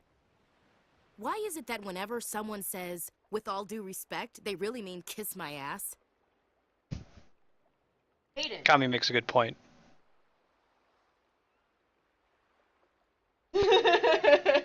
Who would be better suited to the mission? Either He does, doesn't he? Well, okay, yes, but Both that seem was a willing to special sacrifice their lives. circumstance. That was just Ashley's default. Like, he's not gonna do it again. Like, I don't even want to see what would happen to Ashley if, like, someone made fun of her mom or something. I just put it to a vote. Do you want to send Ashley with Kirahi or Caden with Kirahi? Vote 1 for Ashley, vote 2 for Caden. If necessary, though if we are lucky, such sacrifices won't be required.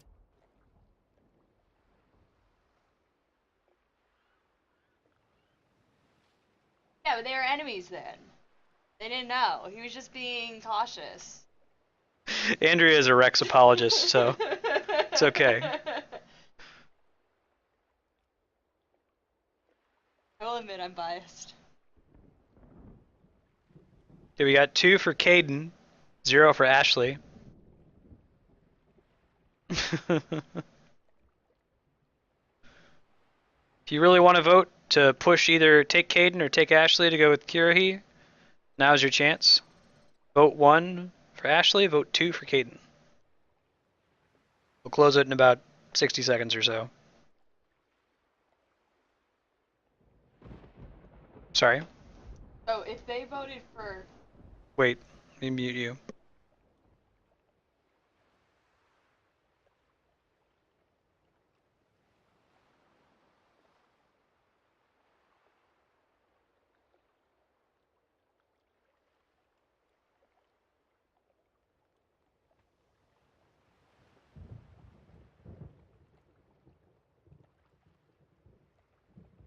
All right, we're sending Caden.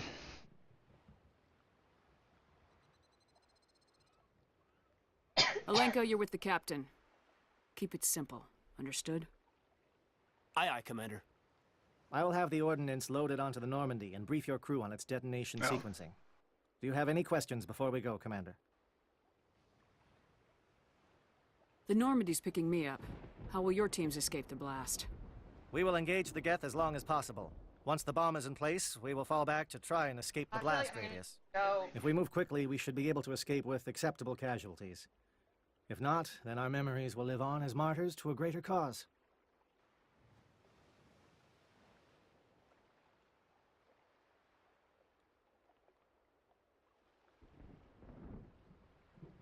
You talk like this is a suicide mission. I won't lie to you, Commander. There is a chance none of us will survive this assault, even your team. But we do what is necessary. Shadow seems clear enough. What would the other teams be called? Igor, Manovai, and Jaeto. They were the initial settlements on our first 3 colony worlds. They are at the heart of Solarian territory to this day. These names will remind my men what they are fighting for. They must have a personal stake in the fight if we are to have any chance of success. Give me a quick rundown of the plan again. You are Team Shadow. We will create a distraction while you infiltrate the base. Make your way to the breeding grounds at the heart of the facility. Disable the AA guns so the Normandy can land and deliver the nuke. If we get that far, we'll try to help you with guns, but don't count on it. Once you have the bomb, place it next to the geothermal taps. Then get out before it detonates. I want to know more about the bomb. How reliable is it going to be?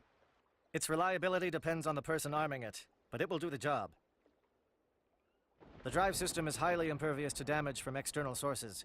Once it has been armed, very little can stop it. The key is getting it into place and armed before the Geth can stop us. I'm ready when you are, Captain. Excellent. Then if you'll excuse me, I need to prepare my men. Big speech. Well, this is it. Don't do anything foolish while I'm gone, Ash. And that goes for you too, Commander. We'll be fine, LT. Yeah, I just... Remember this speech coming from Kirahi in a second? A character in Mass Effect 2 references it. It's pretty funny. Is there something you wanted to say, Caden? It's just weird going under someone else's command. I've got so used to working with you. All of you. Don't worry so much. We'll see you on the other side. I know, I just wanted to say that it's been an honor serving with you, Commander. It doesn't matter if we're not in the same unit. We are still a team. Watch each other's backs, keep your eyes open, and fight like I know you can. We'll all come out of this in one piece. You bet, Commander. You all know the mission and what is at stake. I have come to trust each of you with my life, but I have also heard murmurs of discontent. I share your concerns. We are trained for espionage. We would be legends, but the records are sealed. Glory in battle is not our way. Think of our heroes. A silent step who defeated a nation with a single shot. Or the ever-alert who kept armies at bay with hidden facts. These giants do not seem to give us solace here, but they are not all that we are. Before the network, there was the fleet. Before diplomacy, there were soldiers. Our influence stopped the Rachni, but before that, we held the line. Our influence stopped the Krogan, but before that, we held the line. Our influence will stop Saren. In the battle today, we will hold the line. Good luck, Commander. I hope we will meet again. Ooh, Kirahi speech hype.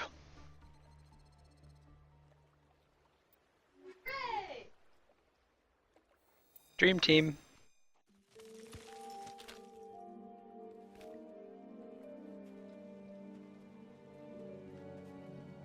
If you're still watching, we have not yet come on the Marstead's second favorite conversation in Mass Effect.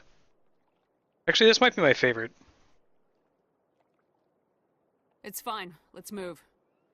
Good. We'll start our push. We'll try to make it to the AA guns, but it might be up to you to finish the job. And Commander, if you see any way to undermine their defenses, we could definitely use... I'll point it out before we get to it, the really cool conversation.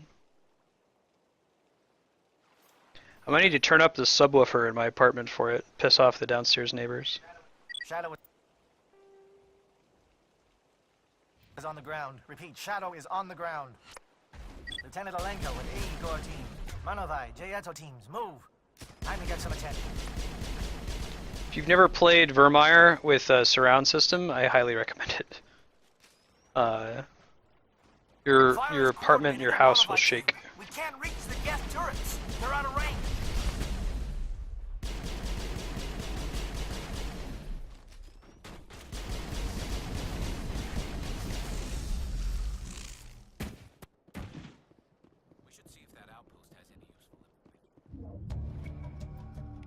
So we're disrupting stuff to try to help Kirahi out.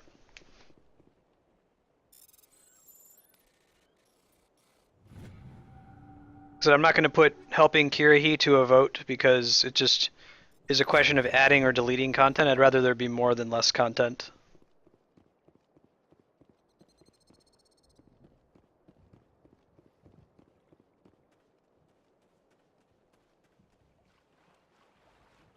Something scrambled. They're targeting. We've got a shot. Lieutenant Alenko, take the heat off Manovai. Let's see. Where are the targeting scramblers?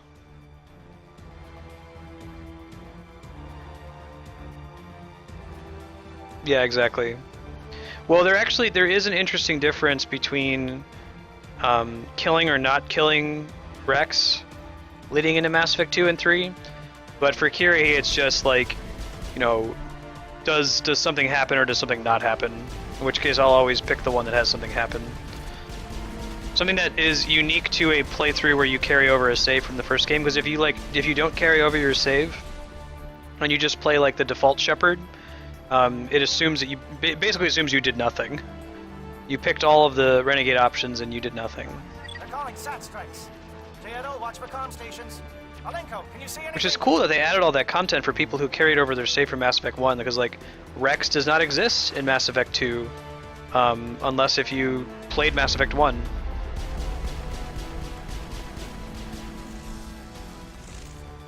I think later they added this little comic book thing for like the PS3 version, since they didn't have Mass Effect 1 at the time, where you could like play through a quick comic summary of Mass Effect 1 and pick the decisions from the first one.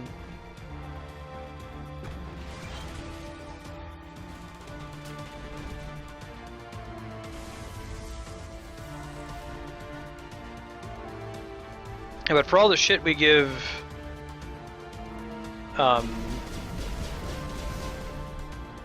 BioWare for like not covering every single base, it's impressive that they put that much work into making sure that people who played Mass Effect 1 and 2 feel rewarded in the subsequent games.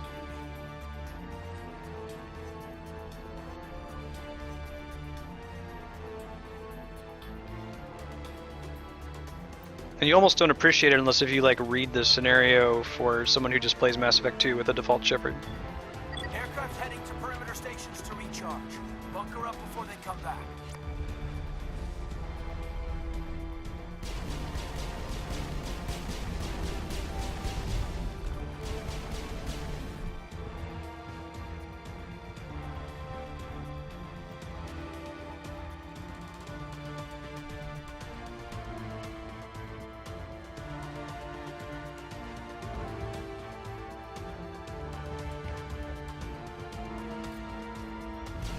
So how did it work with Dragon Age Inquisition? Is Inquisition even like a direct sequel to 1 and 2? Shit. It's rockets, man. Let's see when my save was.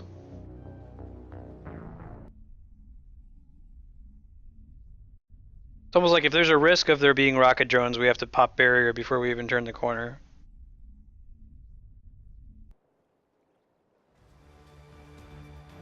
Oh wow, that actually didn't put us as far back as I thought it would.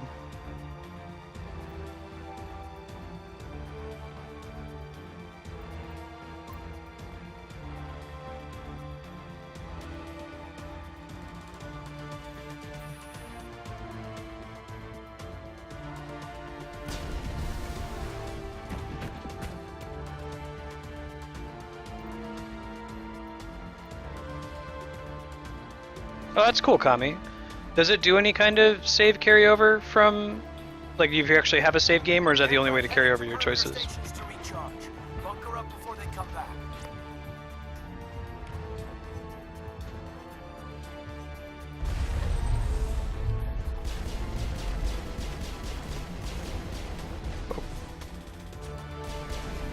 I think it's specifically the drone rockets. Like, that guy's rocket hit me right in the face and it didn't even deplete my shield. Gotcha, that's cool. It probably would have been a nightmare to do save transfer.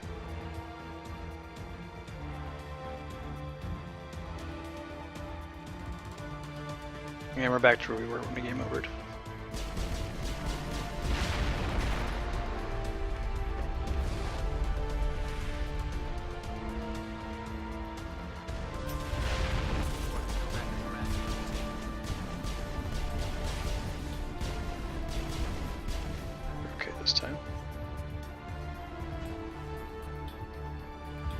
That makes sense.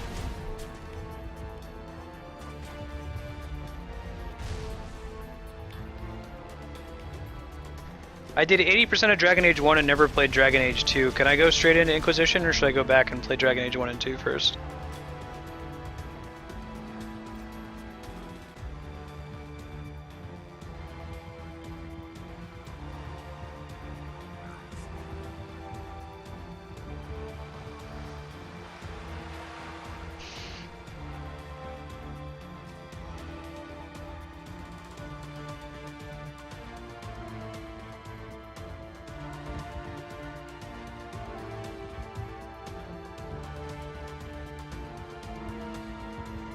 Gotcha, okay.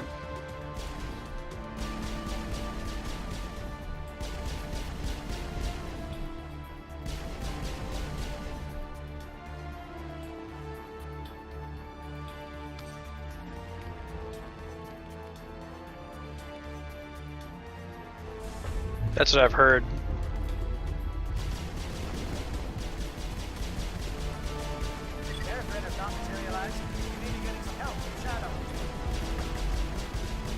That's us. We're helping. Rogan! Ah! Get him, Garrus.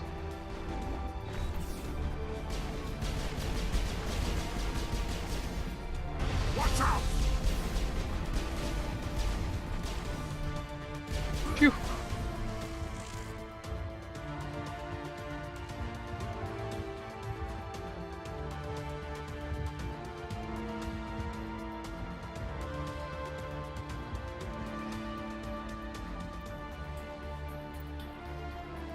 Oh really? That's funny. Yeah, I think that's funny in Mass Effect 2. They're like, yeah, you don't get just slop gel on something and open doors anymore.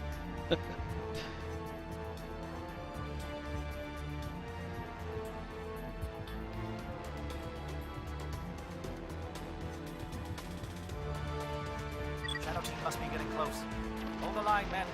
Hold the line. Hold the line.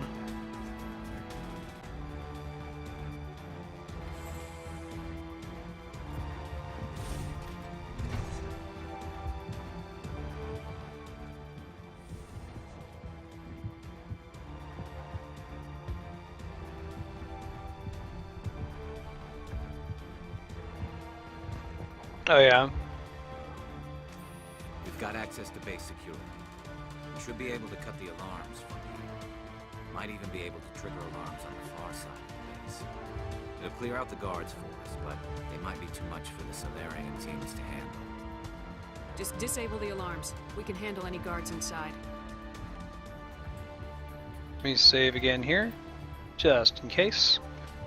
Rocket Geth at every turn, you know.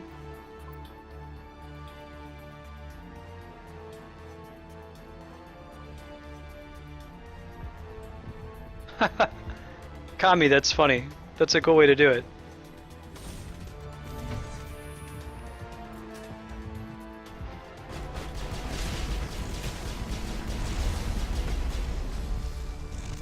Huh.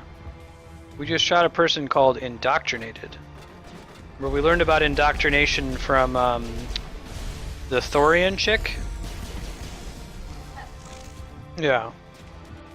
After the Asari that was absorbed by the Thorian popped out, she said that Saren's ship, Sovereign, has the ability to indoctrinate people. Basically force it to follow Saren's will.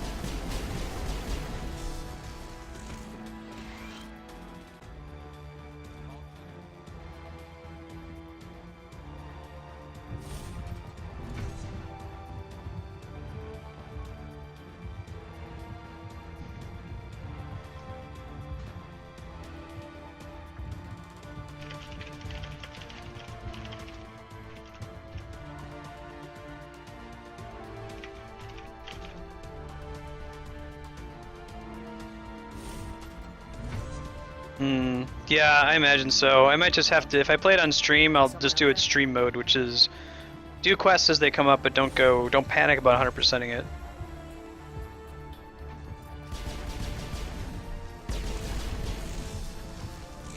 Give a little ground, Lieutenant. We don't want them to bunker up. Draw them out.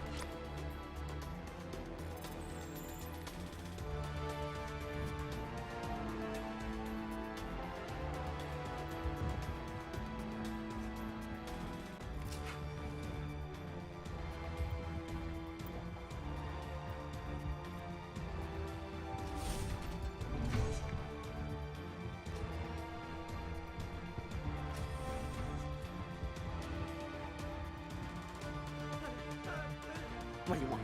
I told you everything. Who are you? Alliance, right? I knew someone would come. It tried to break me, but it couldn't. I shut it out. They can't, this doesn't carry over, so I'm just gonna do the Paragon options. Slow down. I need to know where you came from.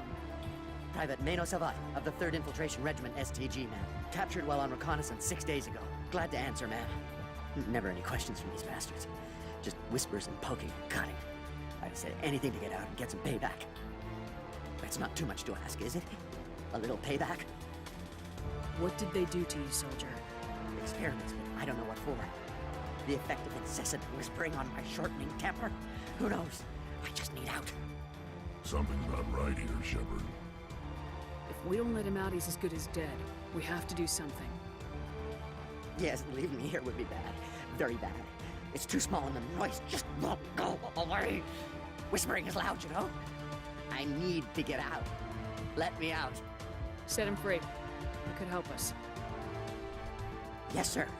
You'll find I am very good at following orders. I should be. I hear them over and over. Why are they repeated when they're so simple? So damn simple! He started to attack us when we did that. So indoctrination's pretty bad. It's almost like there's not a lot you can do about it.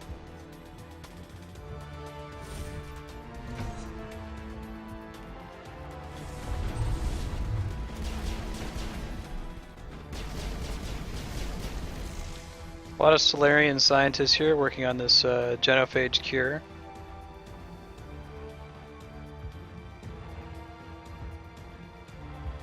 All of them indoctrinated, apparently. So this is the other way you can sneak in. There's two options to get into the building. Doesn't really matter which way you go.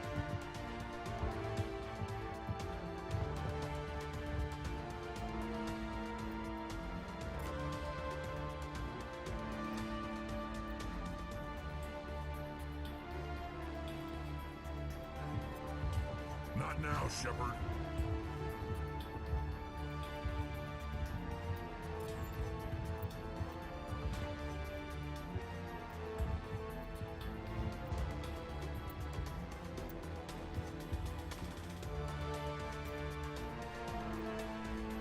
This is a problem. You're a problem. Hey Tom, welcome.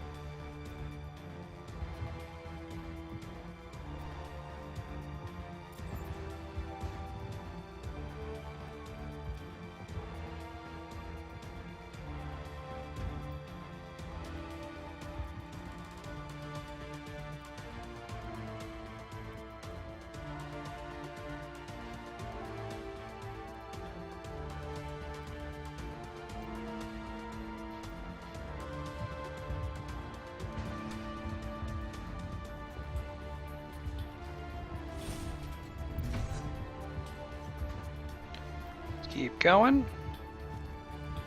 On the way forward, there's one more area we want to check out, I think.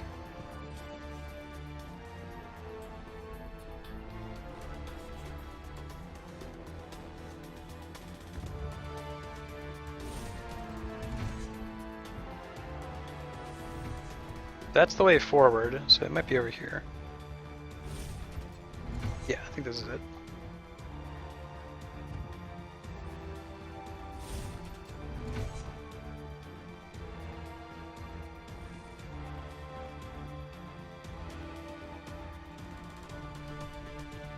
Well, you're not a Gav, and you're not wearing a lab coat.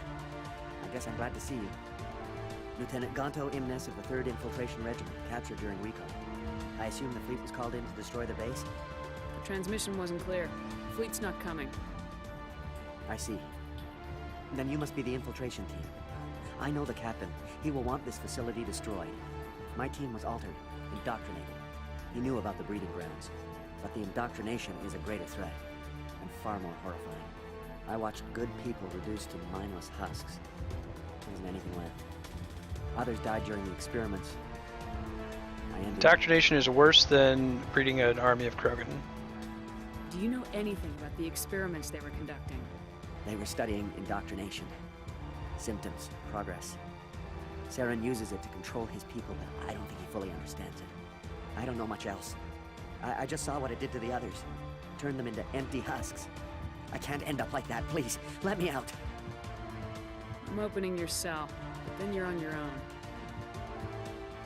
Don't look back and hope to outrun the blast, hmm? A better chance than I had before you showed up. Thank you, human.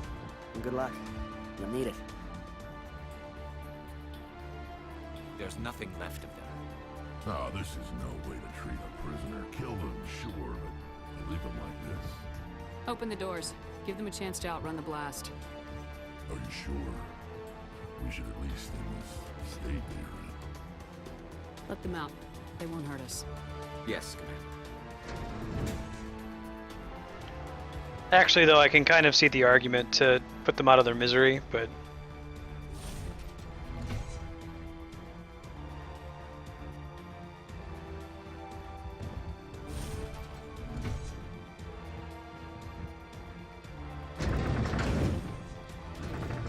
Alright, let's go.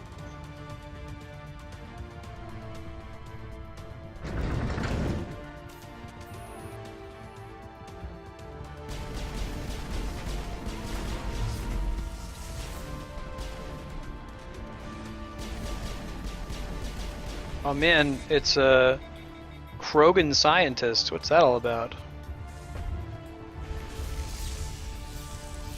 What is going on here? Where are the guards? Where is Saren?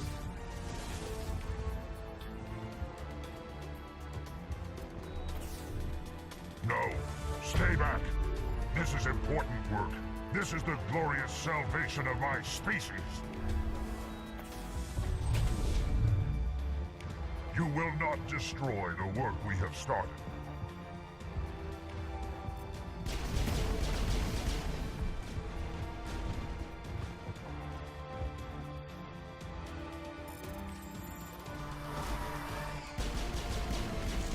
They got husks. Killed one of the few Solarian scientists in existence.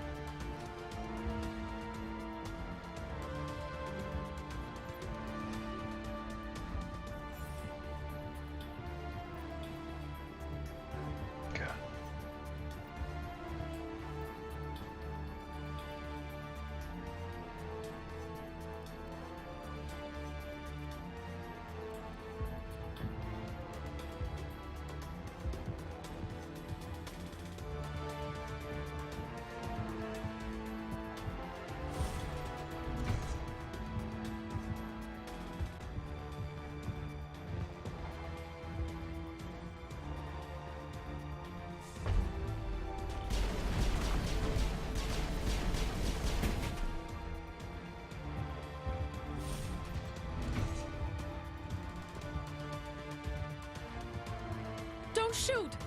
Please, I just want to get out of here before it's Okay, too so late. this is a person who's working for Saren. We have the option to spare her or kill her. Vote 1 to spare her, vote 2 to kill her. But you can pay. I won't close it until after we're done talking to her and have to make the decision. I'm not gonna hurt you. Who are you? Rana Thanoptis, neurospecialist. But this job isn't worth dying over, or worse. You think the indoctrination only affects prisoners? Sooner or later, Saren will want to dissect my brain too. I thought this was a breeding facility. Not this level. We're studying Sovereign's effect on organic minds. At least that's what I assume. Saren kept us in the dark as much as possible. You helped him and you didn't even know why? I didn't have the option of negotiating. This position is a little more permanent than I had expected. But I can help you. This elevator behind me goes to Saren's private lab. I can get you in. See? Full access. All of Saren's private files. Are we good? Can I go? What were you studying here? It's that ship, Sovereign. It emits some kind of signal. Undetectable, but it's there. I've seen the effects. Saren uses it to influence his followers, to control them. It's called indoctrination. Direct exposure to the signal turns you into a mindless slave, like the Solarian test subjects. But there's collateral damage, too. What do you mean by collateral damage? Sovereign's signal is too strong. Spend too much time near the ship and you feel it, like a tingle at the back of the skull. It's like a whisper you can't quite hear. You're compelled to do things, but you don't know why. You just obey. Eventually, you just stop thinking for yourself. It happens to everyone at the facility. My first test subject was the man I replaced. Now I just want to get out of here before it happens to me. Why is Saren researching this? Isn't he the one controlling it? The signal comes from the ship. It makes us obey Saren, but I don't think he controls it. Not exactly. I think he's scared it might be affecting him. Indoctrination is subtle. By the time the effects become noticeable, it's usually too late. BioWare is really great at building dread and making you suspect things before the game completely confirms it. This happened in Knights of the Republic as well on board the Leviathan. We're going to play that game for sure eventually. I'll talk about that when we get to it. Tell me more about this signal. Signal's not exactly the right word. There's some kind of energy field emanating from the ship. It changes thought patterns. Over time, days, maybe a week, it weakens your will. You become easier to manipulate and control, but it's a degenerative condition. There's a balance between control and usefulness. The less freedom the subject maintains, the less capable it becomes. Looks like it's 3 for spare her. I don't think we've got enough votes to beat that out, so I'll just go ahead and close. And we'll spare her. I'm gonna blow this place to hell and gone. If you want to make it out alive, you better start running. What? You can't. But I'll never. Ah! You enjoyed that, Commander.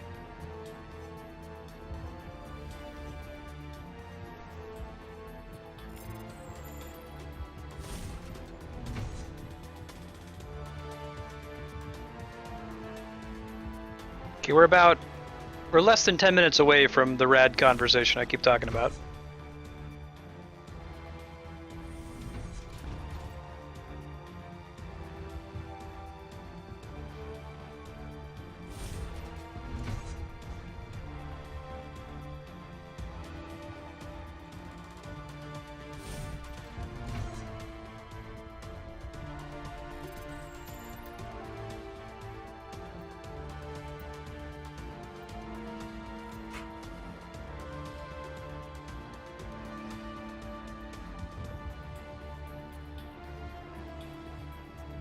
No, sir. Mass Effect, we finish. Planet, we start.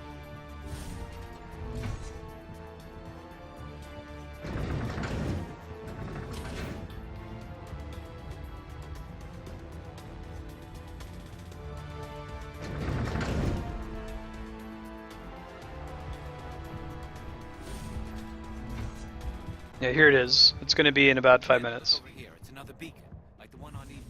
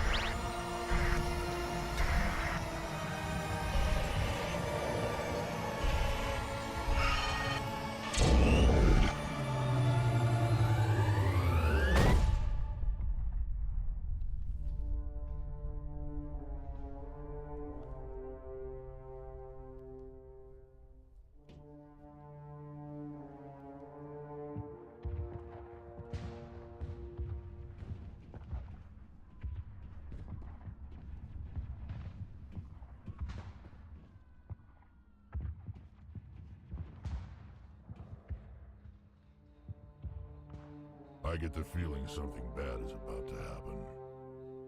You are not Saren. What is that?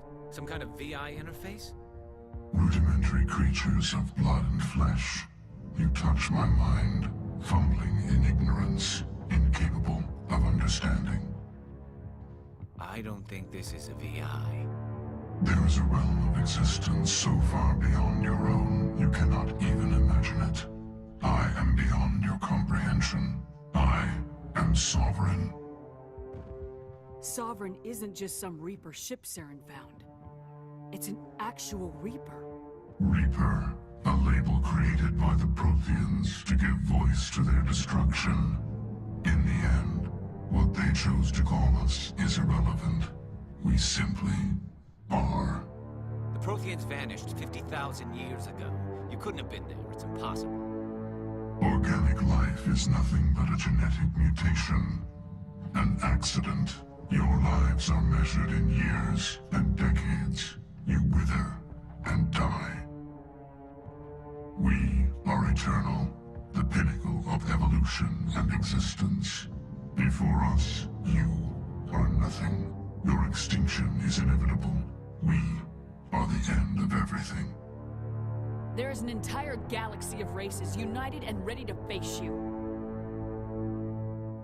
Confidence born of ignorance. The cycle cannot be broken. Cycle? What cycle? The pattern has repeated itself more times than you can fathom.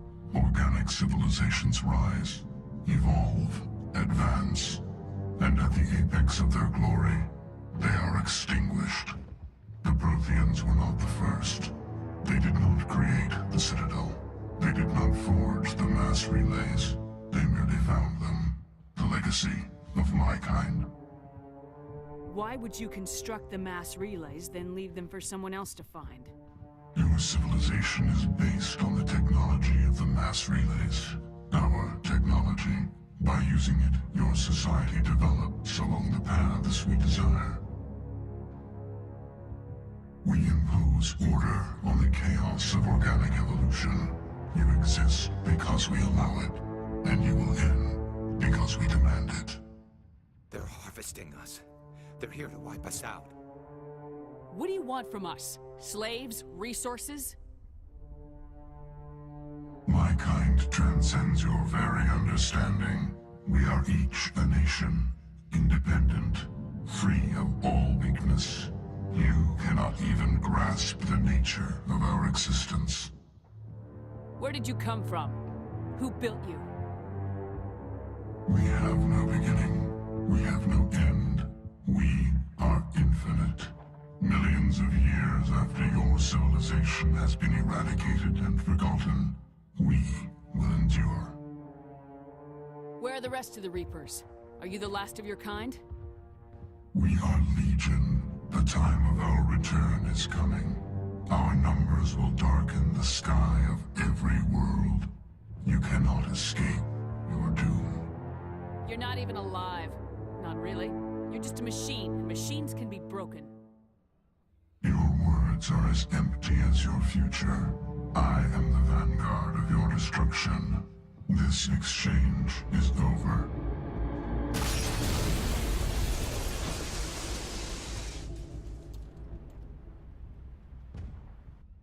Commander, we got trouble.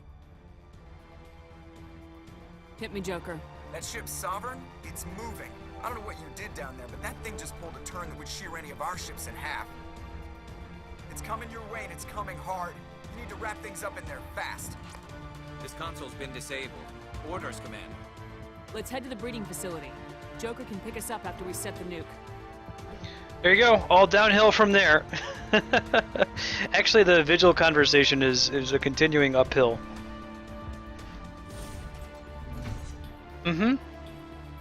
But only in the narrative uncertainty of not knowing what's happening next, right? I know what happens in Mass Effect 2 and 3, and it doesn't matter whether that's good or bad. It's in that stage when you don't know what's happening next. It's amazing.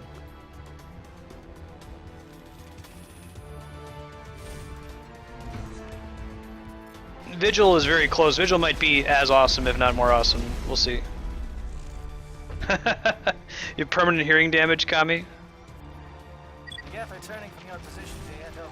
Looks like Shadow kicked a sensitive spot. Alenko, head them off. Hold them.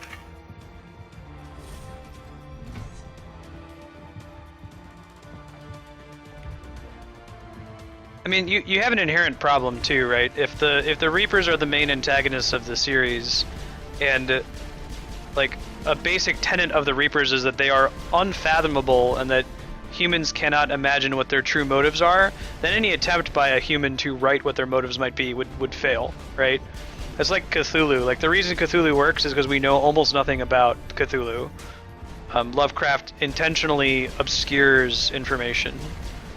I find that when you're talking horror, like, the best way to write good horror is to have as little exposition as possible. Establish what the thing is, and don't tell me why it's there, what it's doing, what its motivations are. I don't care.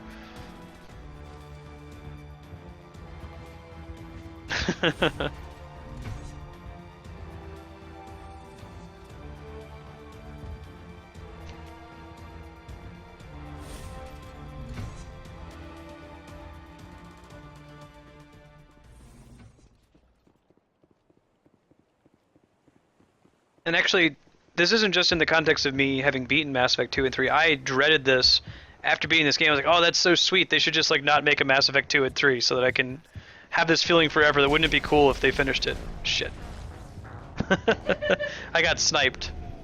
Didn't even see a rocket that time.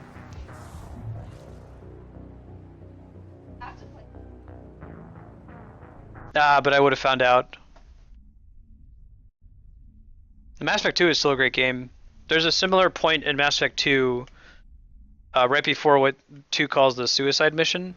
Again, without spoiling anything for that game. It didn't take us that far back, we should be fine.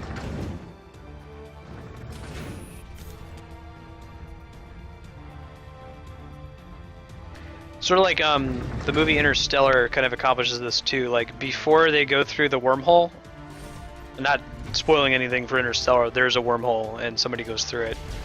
Like while you're watching the movie, you're like, oh man, anything could be beyond there. Infinite possibilities, but you know they have to collapse and pick one. Looks like Shadow kicked a sensitive spot. Alenko, head them off.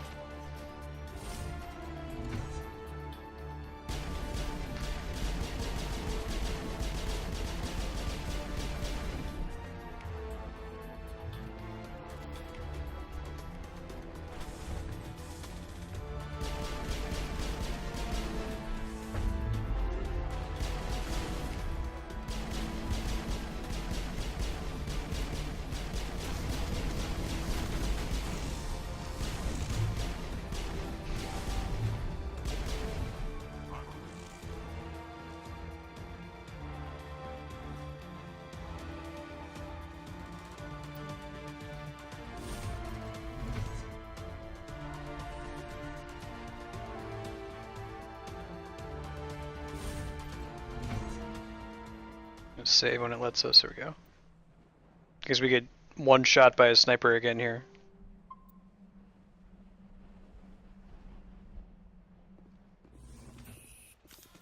Yeah. Rudimentary creatures of blood and flesh, you touch my mind, fumbling in ignorance, incapable of understanding.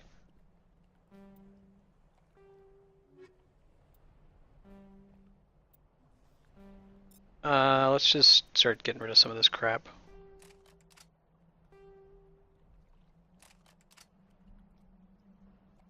This anymore.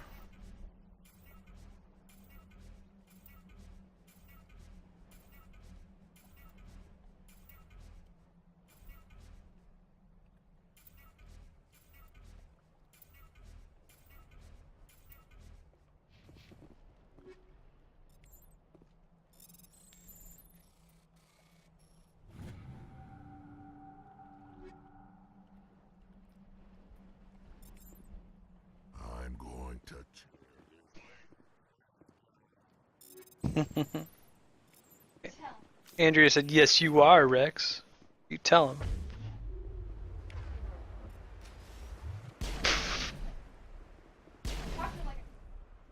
Okay, you see the guy right there? He's right there. Let's not have him kill us. Possible.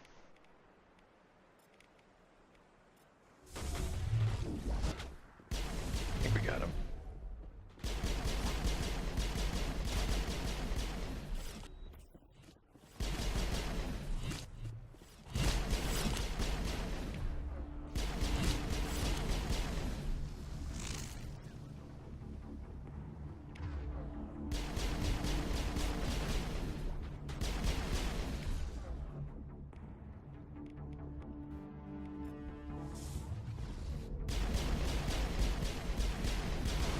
Like as long as you're strafing, the rocket drones aren't a big deal. But they will one-shot you at full shields if you're not careful.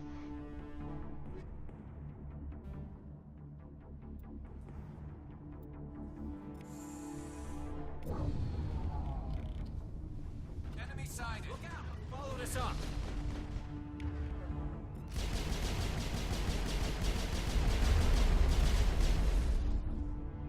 Take out those hostiles. Good work on the gun, Shadow team. Now it's our turn.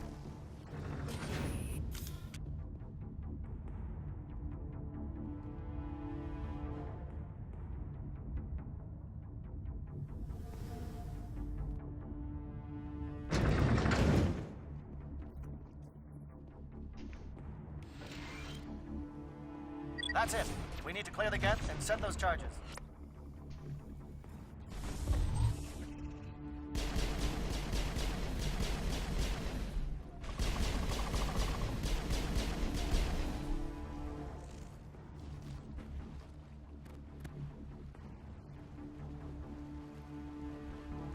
Charges set. Everyone bunker down. Bunker down.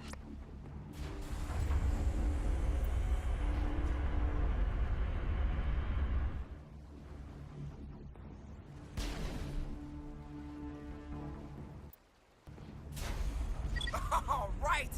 Nice work. That's one less thing to worry about. Commander, I'm bringing us in. I'll get as close to the site as I can.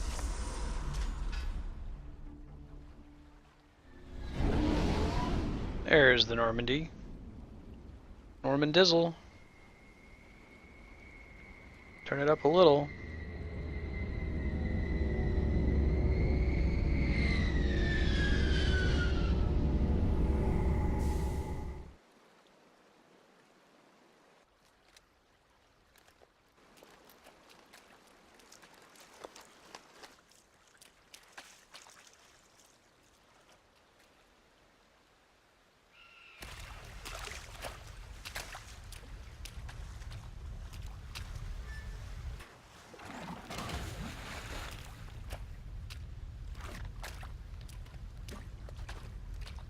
Bomb is in position. We're all set here.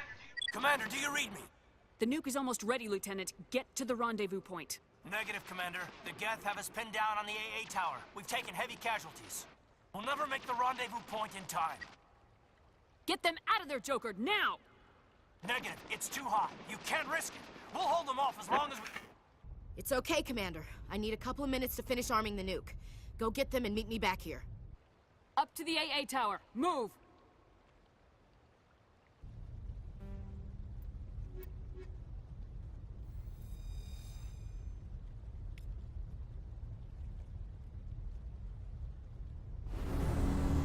There's a save point.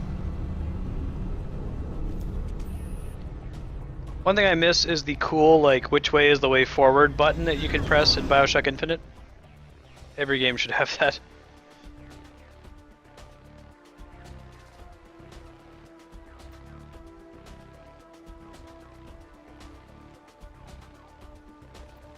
I think it's this one we want. Maybe? Yes.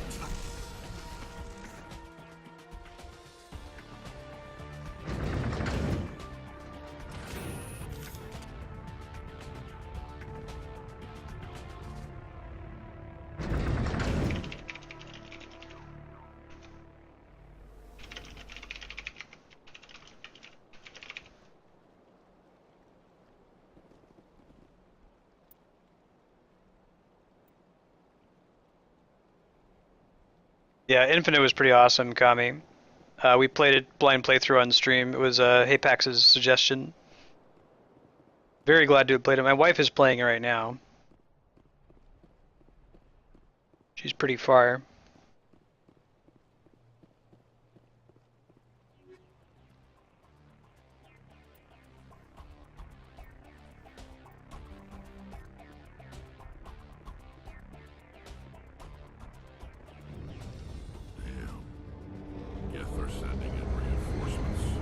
Chief, we just spotted a troop ship inbound to your location. It's already here, and it's bleeding Geth all over the bomb site. Okay, we get another vote coming up here. It's gonna be a pretty important one. There's too many! I don't think we can hold them! I'm activating the nuke! What are you doing, Chief? Making sure this bomb goes off, no matter what. It's done, Commander. Go get the lieutenant and get the hell out of here. Belay that. We can handle ourselves. Go back and get Williams. Who should die? Who should die? You should have said. Vote 1, let Caden die. Vote 2, let Ashley die.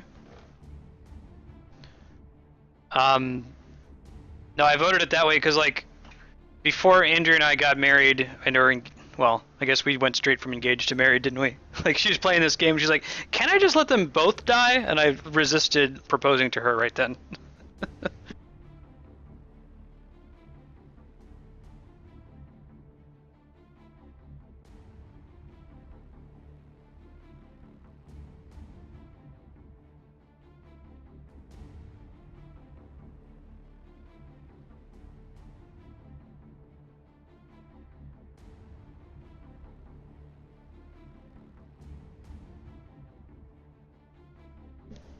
Vote 1, let Caden die. Vote 2, let Ashley die. Right now, Ashley is dying at a vote of 2 to 1.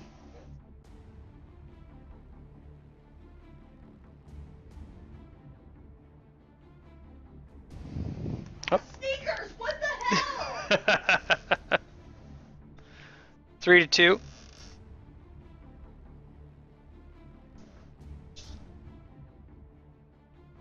This is one of the, like, big decisions, capital B, along with, like, Rex, and everything else is still to come for the most part. I guess the Thorian one was pretty important.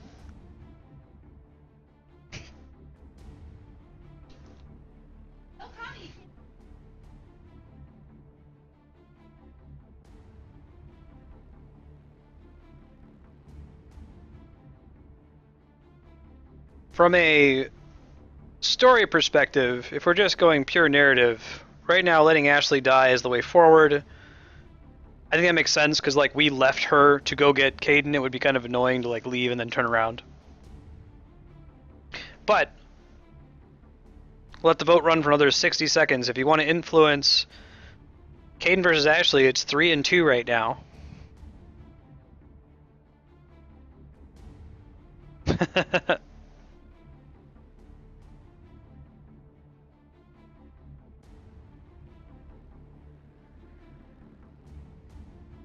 Ashley is dying 3 to 2.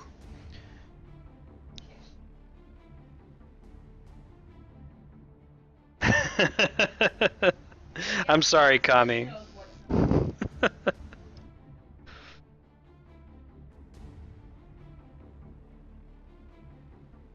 I really wish there was a third option for just let them both die.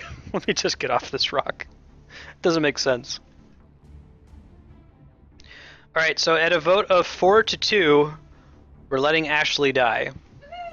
Actually, I've never actually seen a playthrough where we let Caden die. We'll keep that tradition strong.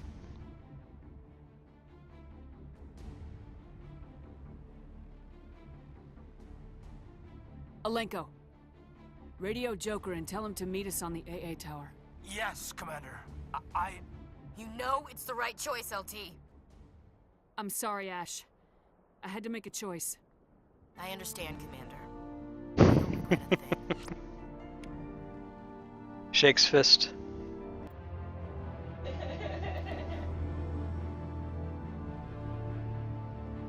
Should type something.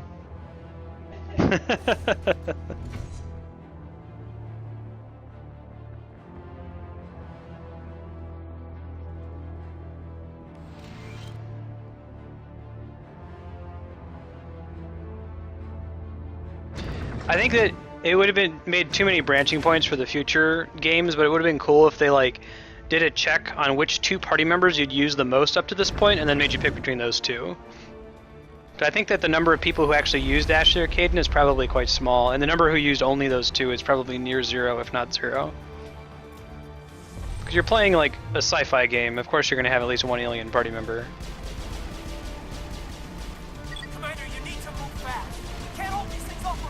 That would have been enormously difficult as far as, like, a branching path perspective.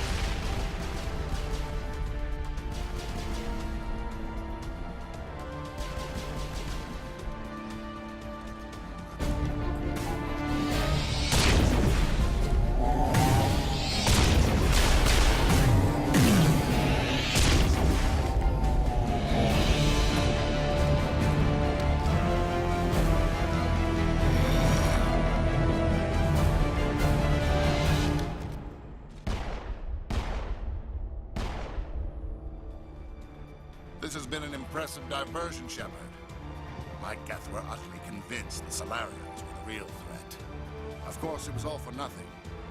I can't let you disrupt what I've accomplished here. You can't possibly understand what's really at stake. Why are you doing this? You've seen the vision from the beacons, Shepard. You of all people should understand what the Reapers are capable of. They cannot be stopped. Do not mire yourself in pointless revolt.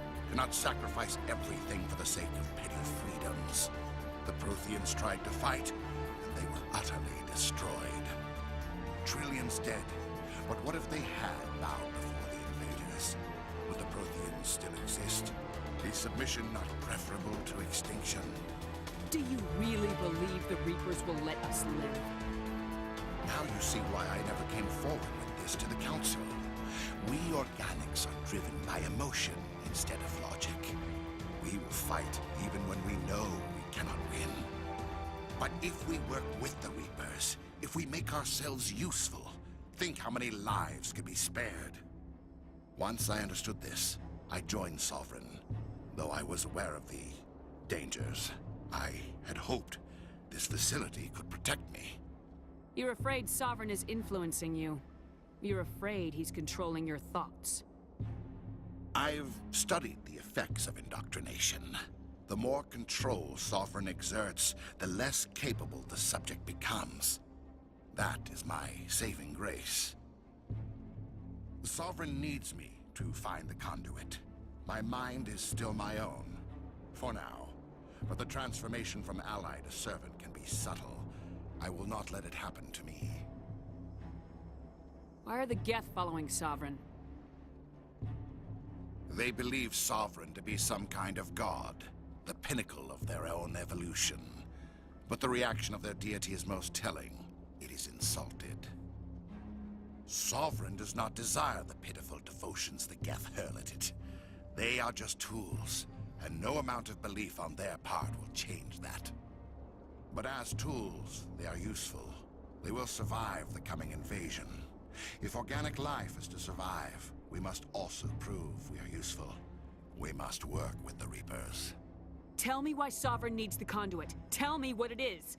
Maybe we can find a way to stop them. The conduit is the key to your destruction and my salvation. Sovereign needs my help to find it. That is the only reason I have not been indoctrinated. Sovereign's manipulating you and you don't even know it. You're already under its power. No, Sovereign needs me. If I find the conduit, I've been promised a reprieve from the inevitable. This is my only hope. So you only get this option if you have Max Charm. Or I guess if you had Max Intimidate, you get that one. Together we can stop Sovereign. We don't have to submit to the Reapers, we can beat them. I no longer believe that, Shepard. The visions cannot be denied. The Reapers are too powerful. The only hope of survival is to join with them. Sovereign is a machine. It thinks like a machine.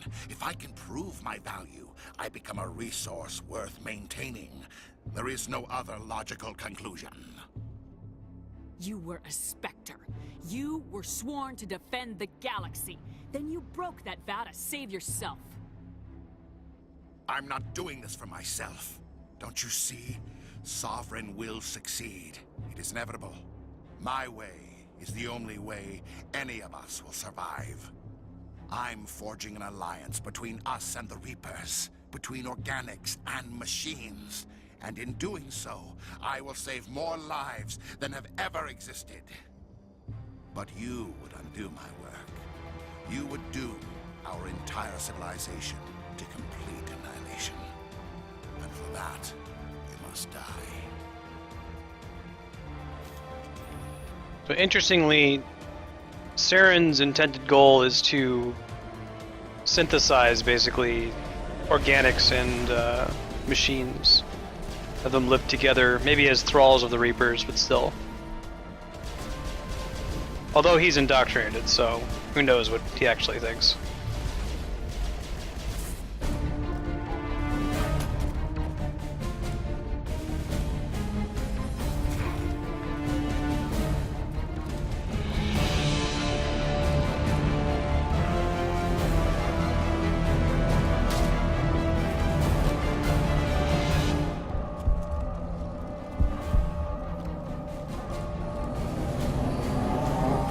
like his cool green goblin hoverboard. Spiral Nemesis, welcome.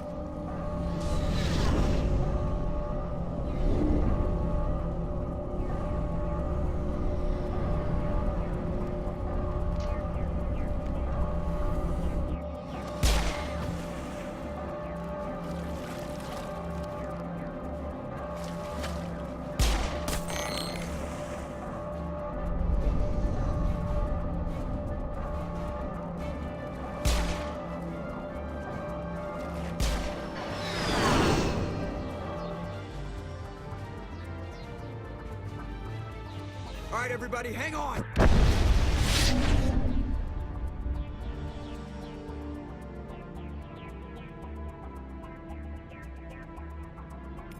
And that's that. Yeah, me too. My favorite games of all time, Spiral. Basically my stream uniform here. I can't believe that Ash didn't make it. How could we just leave her down there? Williams knew the risks going in. She gave her life to save the rest of us. But why me? Why not her? It wasn't your call, Alenko. I had to choose. I chose you. But if I'd done my job, you wouldn't have had to make that. I think in the ultimate suffering ending where you try to like, or not ending, but playthrough, where you try to get as many people killed as possible, you should play as Femshep, romance Caden, but don't consummate the relationship, and then choose him to die. It wasn't your fault. It wasn't my fault. The only one to blame here is Saren. Yes, ma'am. We'll get it done. Commander, excuse me for interrupting, but I have an idea. I think the beacon you found in Saren's base was similar to the one you found on Eden Prime. It may have filled in the missing pieces of your vision. I might be able to help you put all those pieces together.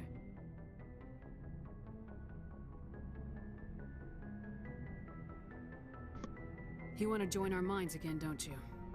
Okay, go ahead.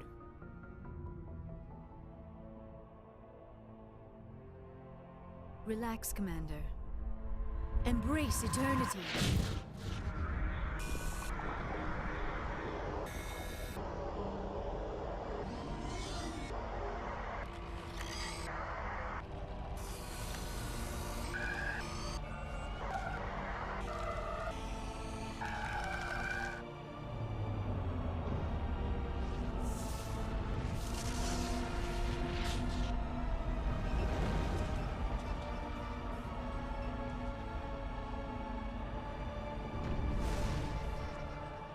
Incredible.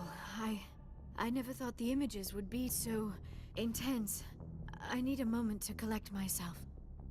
Did the vision make any sense to you? It's a distress call. A message sent out across the Prothean Empire. A warning against the Reapers, but the warning came too late. What about the conduit?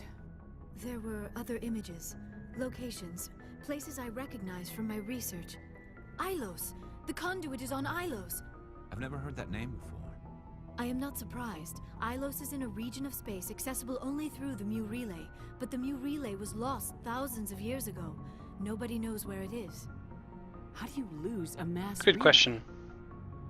Its original coordinates would place it deep inside the Terminus systems.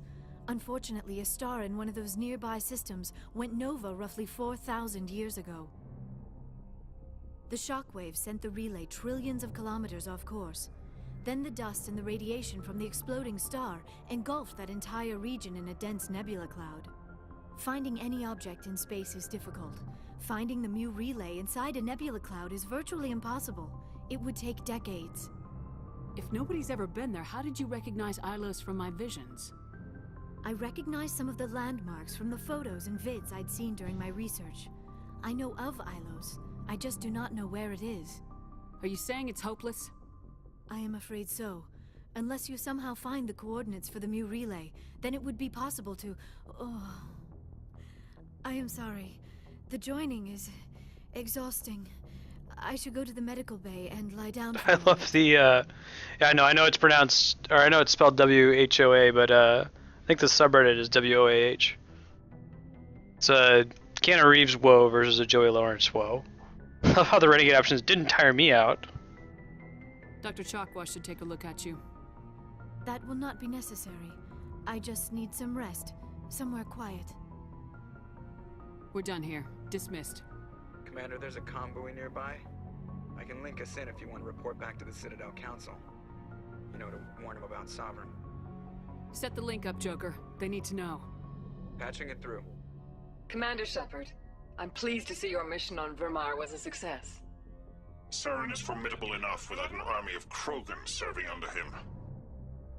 The Krogan would have served Sovereign, a Reaper.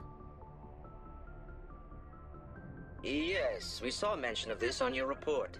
Sovereign, Ascension machine, a true artificial intelligence. This news is quite alarming, if it turns out to be accurate. Sovereign's a Reaper. Saren admitted it. He's playing you, Shepard. Saren still has contacts on the Citadel. He probably saw your earlier reports, the ones talking about your vision and the Reapers. It's highly possible Saren is using false information to throw you off balance. Our own intelligence has never turned up any corroborating information. Disconnect. Sooner or later, you're gonna have to take something I say on faith, Counselor. Try to see this from our perspective, Commander. Saren is a threat we can recognize. However, as far as we know, the Reapers only exist in your visions. Our decisions affect trillions of lives.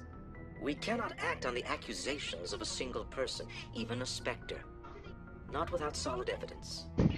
The Council cannot take any official action here. That is why we created the Spectres. You have the authority to act as you see fit. If you truly believe Sovereign is the real threat, you must take whatever steps are necessary to stop it. And Saren. Good luck, Commander. From all of us. Hey, White Sour Cream, welcome. You joined for a great game right as we're signing off. Usually we sign off at 6 o'clock Pacific time on the dot. With Mass Effect, I've been careful to go ahead and finish any missions that we start, so we ran over by about 45 minutes. But let me go ahead and do a quick sign off, kind of summarize what's coming up this weekend and through next week. What's that? Yes, if you missed today, I load VODs for every single episode of the show. Every single stream, every single game gets its own video on YouTube, so you can catch up on what we've played so far in this Viewers Make the Mass Effect Decisions play. Okay, so tomorrow morning from 7 a.m. until 11 a.m. Pacific time, we're playing Final Fantasy XIV, the main storyline, continuing that so far. Leading into next week, Monday and Tuesday, we're continuing with Final Fantasy IX. Over this weekend, I'm going to be correcting for the sound issue we were having today. We'll be playing that directly off the PS3 instead of using an emulator. I do have the actual physical disc. I'll just have to recreate the save so we can fix the sound problem. But Final Fantasy IX, starting from about the point where the airship has crashed in the forest, if you followed that game before. Final Fantasy V continues on Monday, Tuesday, and then Okami, which we're pretty far, and we may be in the final dungeon of Okami. It's a blind playthrough for me. You should check that out. It's an awesome Zelda-like game. Next week, Wednesday, is going to be another free play day. I think it's going to be TurboGrafx. If you've never heard of the TurboGrafx, it was the main competitor to the Famicom in Japan. It was released in the US, but it wasn't very popular. It's the Hudson console, the people who make Bomberman, Adventure Island, a few other notable properties that aren't coming to me off the top of my head, but there's some really great games from it, and as with regular free play days, people who join chat can vote on what games I play. And then in the evening next week, Wednesday, we'll play some more Final Fantasy XIV main story. Next week, Thursday and Friday, we'll continue with Mass Effect with viewers making the major decisions. This playthrough so far, viewers have decided Shepard's name, gender, appearance, backstory. All of the big decisions have been made so far via voting in chat, and they will carry through. We'll play through and beat Mass Effect 2 and 3 using the same Shepard, playing until we beat it. Also next week, Thursday, Friday, will be more Final Fantasy IX and more Paper Mario, which we just recently started. So beyond that, just for some of the new folks we have in chat today, to update you on the mission of this channel, with this stream, what we're trying to do is play through just about every great game that's ever been made. I think there are so many great games out there that it's impossible to get to all of them in one lifetime. That's been true for books and movies for a really long time, and has only recently become true for video games. So games with great stories, games like Mass Effect, games like Final Fantasy, short games, long games, just about everything. So if you're into great games and playing through them, beginning to end, moving from one to the next, you can join this channel. If you've missed games that we've already played, like I said, we keep recording recordings of all the games we played so far on YouTube for review later. Anyway, have a good weekend. Hope to see you maybe tomorrow morning for Final Fantasy XIV. If not, we'll see you Monday for FF9, Paper Mario, and Final Fantasy V. Hey, everybody.